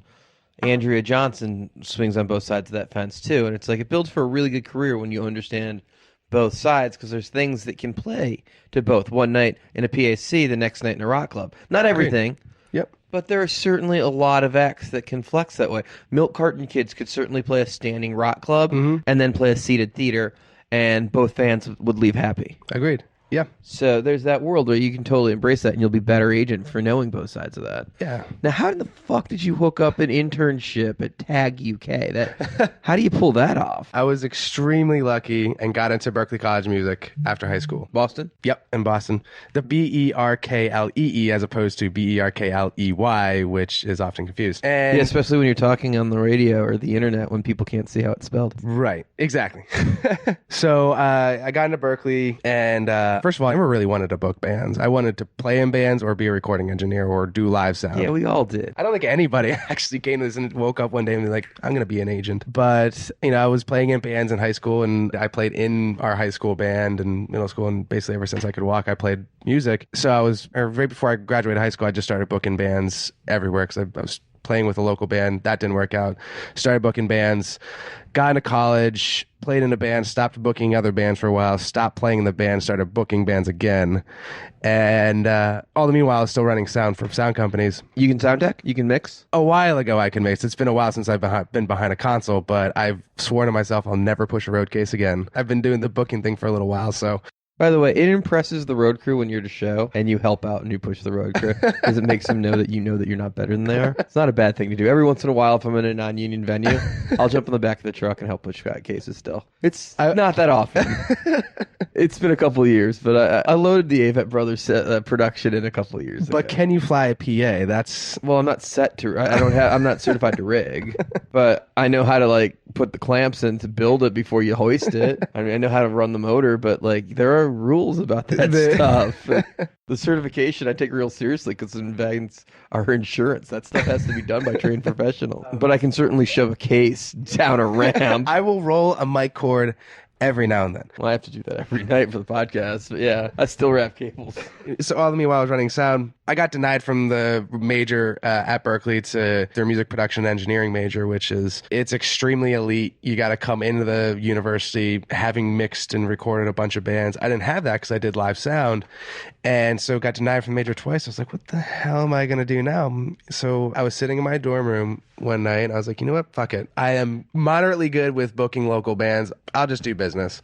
Got in the business program, and then there was an opportunity to go to London for an internship program. So I was like, you know what? That sounds pretty cool. I'll do that. And I gave our internship program my resume, and next thing I knew, Tag London, I reached out and were like, hey, we'd love to have you as an internship, or would you be interested? And I said, hell yeah, I'd be interested. I was the first Berklee student to get that internship, which was pretty cool. Were you on Neil's desk? No. I worked with... No. I worked with Ross, son, and Tom Taff, and Anna, and also with Becky, who's over with X-Ray now. So again, in that rock world. And it was great. I mean, they treat you... When I was there, it was great. They treated me awesome. They gave you a lunch per diem every single day. I wanted to work that internship every single day that I was there. And Berklee had a pretty strong policy that you could only do 2 or 3 days a week. So I was trying to get in basically every single day, which didn't happen. But no, it was great. I mean, that whole office, Neil, even with Neil, it was great. You literally getting thrown into the lion's den from booking shitty local bands every single night and then being put into this place where there's these monster agents. Neil Warnick's one of the biggest agents in the world that works in that building. Yeah. What would your advice be to young agents coming up behind you as getting from the mailroom to getting on someone's desk to becoming promoted to junior agent and agent? That's not an easy thing. Agreed. And one of the things I do at APA is I help interview all of our incoming mailroom kids. I'm 28, so I think I'm young and close enough in age to some of those younger kids coming to the mailroom, give them some sort of insight. And some of the advice that I give them is listen, all the agents here watch what you do. Regardless of whether you think it's important or not to make a cup of coffee and make a cup of coffee right, is extremely important, because if I see you just dilly-dallying in the kitchen, not doing a thing on your phone, I'm going to think, well, if I put this kid on my desk, he's going to do the exact same thing. But if I see you in there measuring out the exact amount of coffee or coffee grains to put in the coffee, and making sure that everything's nice and neat, I'm going to say, well, this kid he's meticulous. If I can engage them in conversation, that's another good thing too, because being part of an agent is being able to talk to people, and not only just talk to people, but just talk to random people and people that you look up to and people that, hold your job in your hand. Even when I was talking to Craig, when I was on his desk, I would stumble over my words, because if you say the wrong thing, there goes your career. Craig Newman is definitely not that guy. He is not, but that's you the had way. the sweetheart of all agents to work for. I mean, if you could work for anyone that's an agent, I don't know that it gets any easier than Craig. Not to say that he didn't make you work, but Craig is quite literally the nicest man in the industry, bar none. I agree, and Craig is an absolute sweetheart. I learned a very important thing from Craig, and it's knowing when to raise your voice. It's knowing when to get mad with somebody, and he is just so good about building and budding a relationship with somebody, and then if you piss him off, if you do something wrong, he'll let you know about it, and if you really make him mad, he'll definitely let you know about it. But you're right, I couldn't have definitely have asked for a better mentor. I worked with that guy for 3.5 years, and it was great, but it was also difficult. He challenged me, he pointed me in the direction that I should go, and Craig is a great guy. Good point to shout out, Craig, that he actually does the theme song for the Promoter 101 podcast that he entitled Tongue Bath, the name of our little melody at the beginning One and of end my of the favorite podcast. bands is Powerful Seahorse, followed by Craigie and the Fresh Ones. Did he tell you that I played in his band? No, I didn't know I that. play sax in his band. Got to be something to see. You guys play the Mitt from time to time, right? Oh, yeah. How long's it been? Last show we did was September last year. It was September last year, because we did it for his 40th birthday. Yeah, 40th. Okay. Awesome. Anyway, young agents coming up, somebody on the move, people to keep an eye out for. Ben, thank you so much for taking time out and talking to us at South by Southwest. Thank you for having me, Dan. There's so many amazing people that have shared this microphone, so it was definitely an honor to be on this podcast. Ben is clearly a mind for the next generation that knows where he's going. Hey, this is Rob Zaffarelli from UTA. I'm on Promoter 101. And a special treat this week as we catch up with up-and-coming hip-hop artist, The Beast.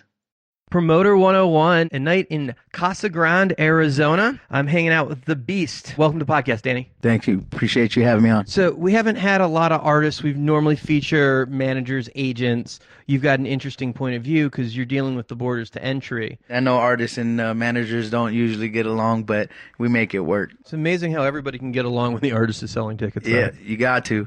That's the nature of the beast. Yeah, pun intended, I'm guessing. Okay, so you're in an interesting place. You're in middle America, living in the midst of it. You're drivable half a day to LA. Certainly could get to the heart of Phoenix in a couple hours, or Tucson, but far from New York, far from Chicago, far from Atlanta, where hip-hop happens. Right. So beating down the doors of the industry has got to be a challenge when you're out of the mix of the major market. Very challenging, and like I tell people, if they're not familiar with Arizona, it's more of a metal-based state. We're not known for rap primarily, and Arizona still hasn't had a concrete foundation as far as, California, Atlanta, New York, and, you don't have the Run DMCs prior and the Ice Cubes and everybody else.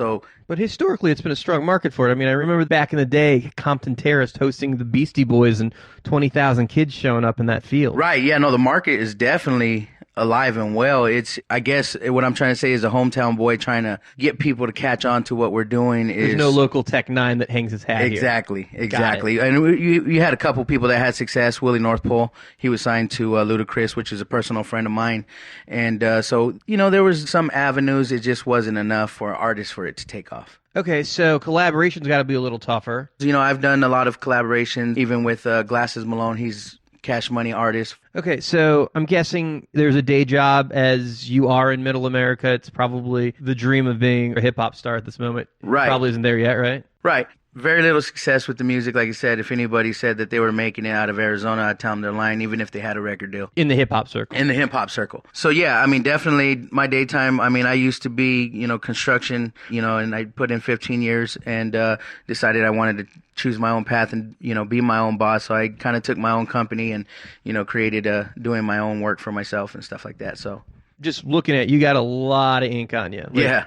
your face, your bald head tattooed. We'll put a picture up on the website so people can get an idea of your appearance, but you're an intimidating presence. Take that from Mike Tyson, The Art of Intimidation. You know, everybody thinks prison right away, and it's not prison. You know, it's art. All right, so let's talk about what you have done and what's been working. Social medias, you're on Twitter. Social media is definitely key. You are either on the wave or not on the wave at this time. What other platforms? We have our first album. This is definitely our freshman album as a complete band. Yeah, it feels a little bit like a Linkin Park kind of vibe when you listen to the album. Yeah, I would definitely say Linkin Park, some, say System of a Down. I kind of feel like it's its own entity, but I like the comparisons. Yeah, but you could certainly fit on a bill with those guys. Right, definitely. I feel like, except for the album's probably not radio friendly enough to break a single. We have a couple edited editions of like Walking Dead and Tatted Up. Tatted Up is one of those markets I was going to attack the tattoo community with. Just haven't fully launched it, as a single. The video you guys did for one of your singles was like a mini epic. Right. I've been working with the director since he started film, Carlos Berber. We both started off at the same time. So we kind of just been carrying each other, and he has a really good eye for cinematic feel. So let me ask you this. In the hip-hop world, there's so many people pushing an angle that may not be legitimate. Seems like anytime the phone rings, you got to be wary of the bullshit somebody's pushing on you. Yeah, there's a lot of flaky shit that goes on, and I definitely try to stay away from the majority of it. The stage name is The Beast. It's The Beast and the Disciples. Well, I want to thank you for taking the time to talk to me on Promoter 101. Appreciate you having me. We sometimes forget how hard it is to make it out of the garage, onto the radio, and onto the stage. It was really eye-opening to talk to Danny, a.k.a. The Beast, about his current fight to break into the mainstream. Promoter 101, Rich Mills, the Feldman Agency. Well, that's it for Promoter 101 this week. In the weeks to follow, guests are going to include Nick Farkas, Steve Zapp, Rob Hallett, Stuart Galbraith, Ariel Hyatt, Steve Riff, Phil Rodriguez, Larry LeBlanc, Tom Chauncey, Paolo Palazzo, Chuck Randall, Rob Ziffarelli, and so many more. And if you've got any feedback for us about the podcast, we want to hear from you. Send us an email with your ideas to steiny@promoter101.net. Keep up with us on Twitter. I'm at WLuke Pierce, and Dan is at The Jew. And the show is at Promoters 101. Be sure to subscribe to Promoter 101 wherever you podcast. And please help us spread the word by telling your friends. If you missed any of the past podcasts, you can always catch up at Promoter101.net. Past guests include Don Holliday, Jay Marciano, Lee Anderson, John Giddings, Mark Geiger, Tom Windisch, Jamie Loeb, and so many more. I'm Luke Pierce, and for my partner Steiny, have a great week. This is Stephen Riff from Embrace Presents in Toronto, Canada, and I'm stoked to be on Promoter 101.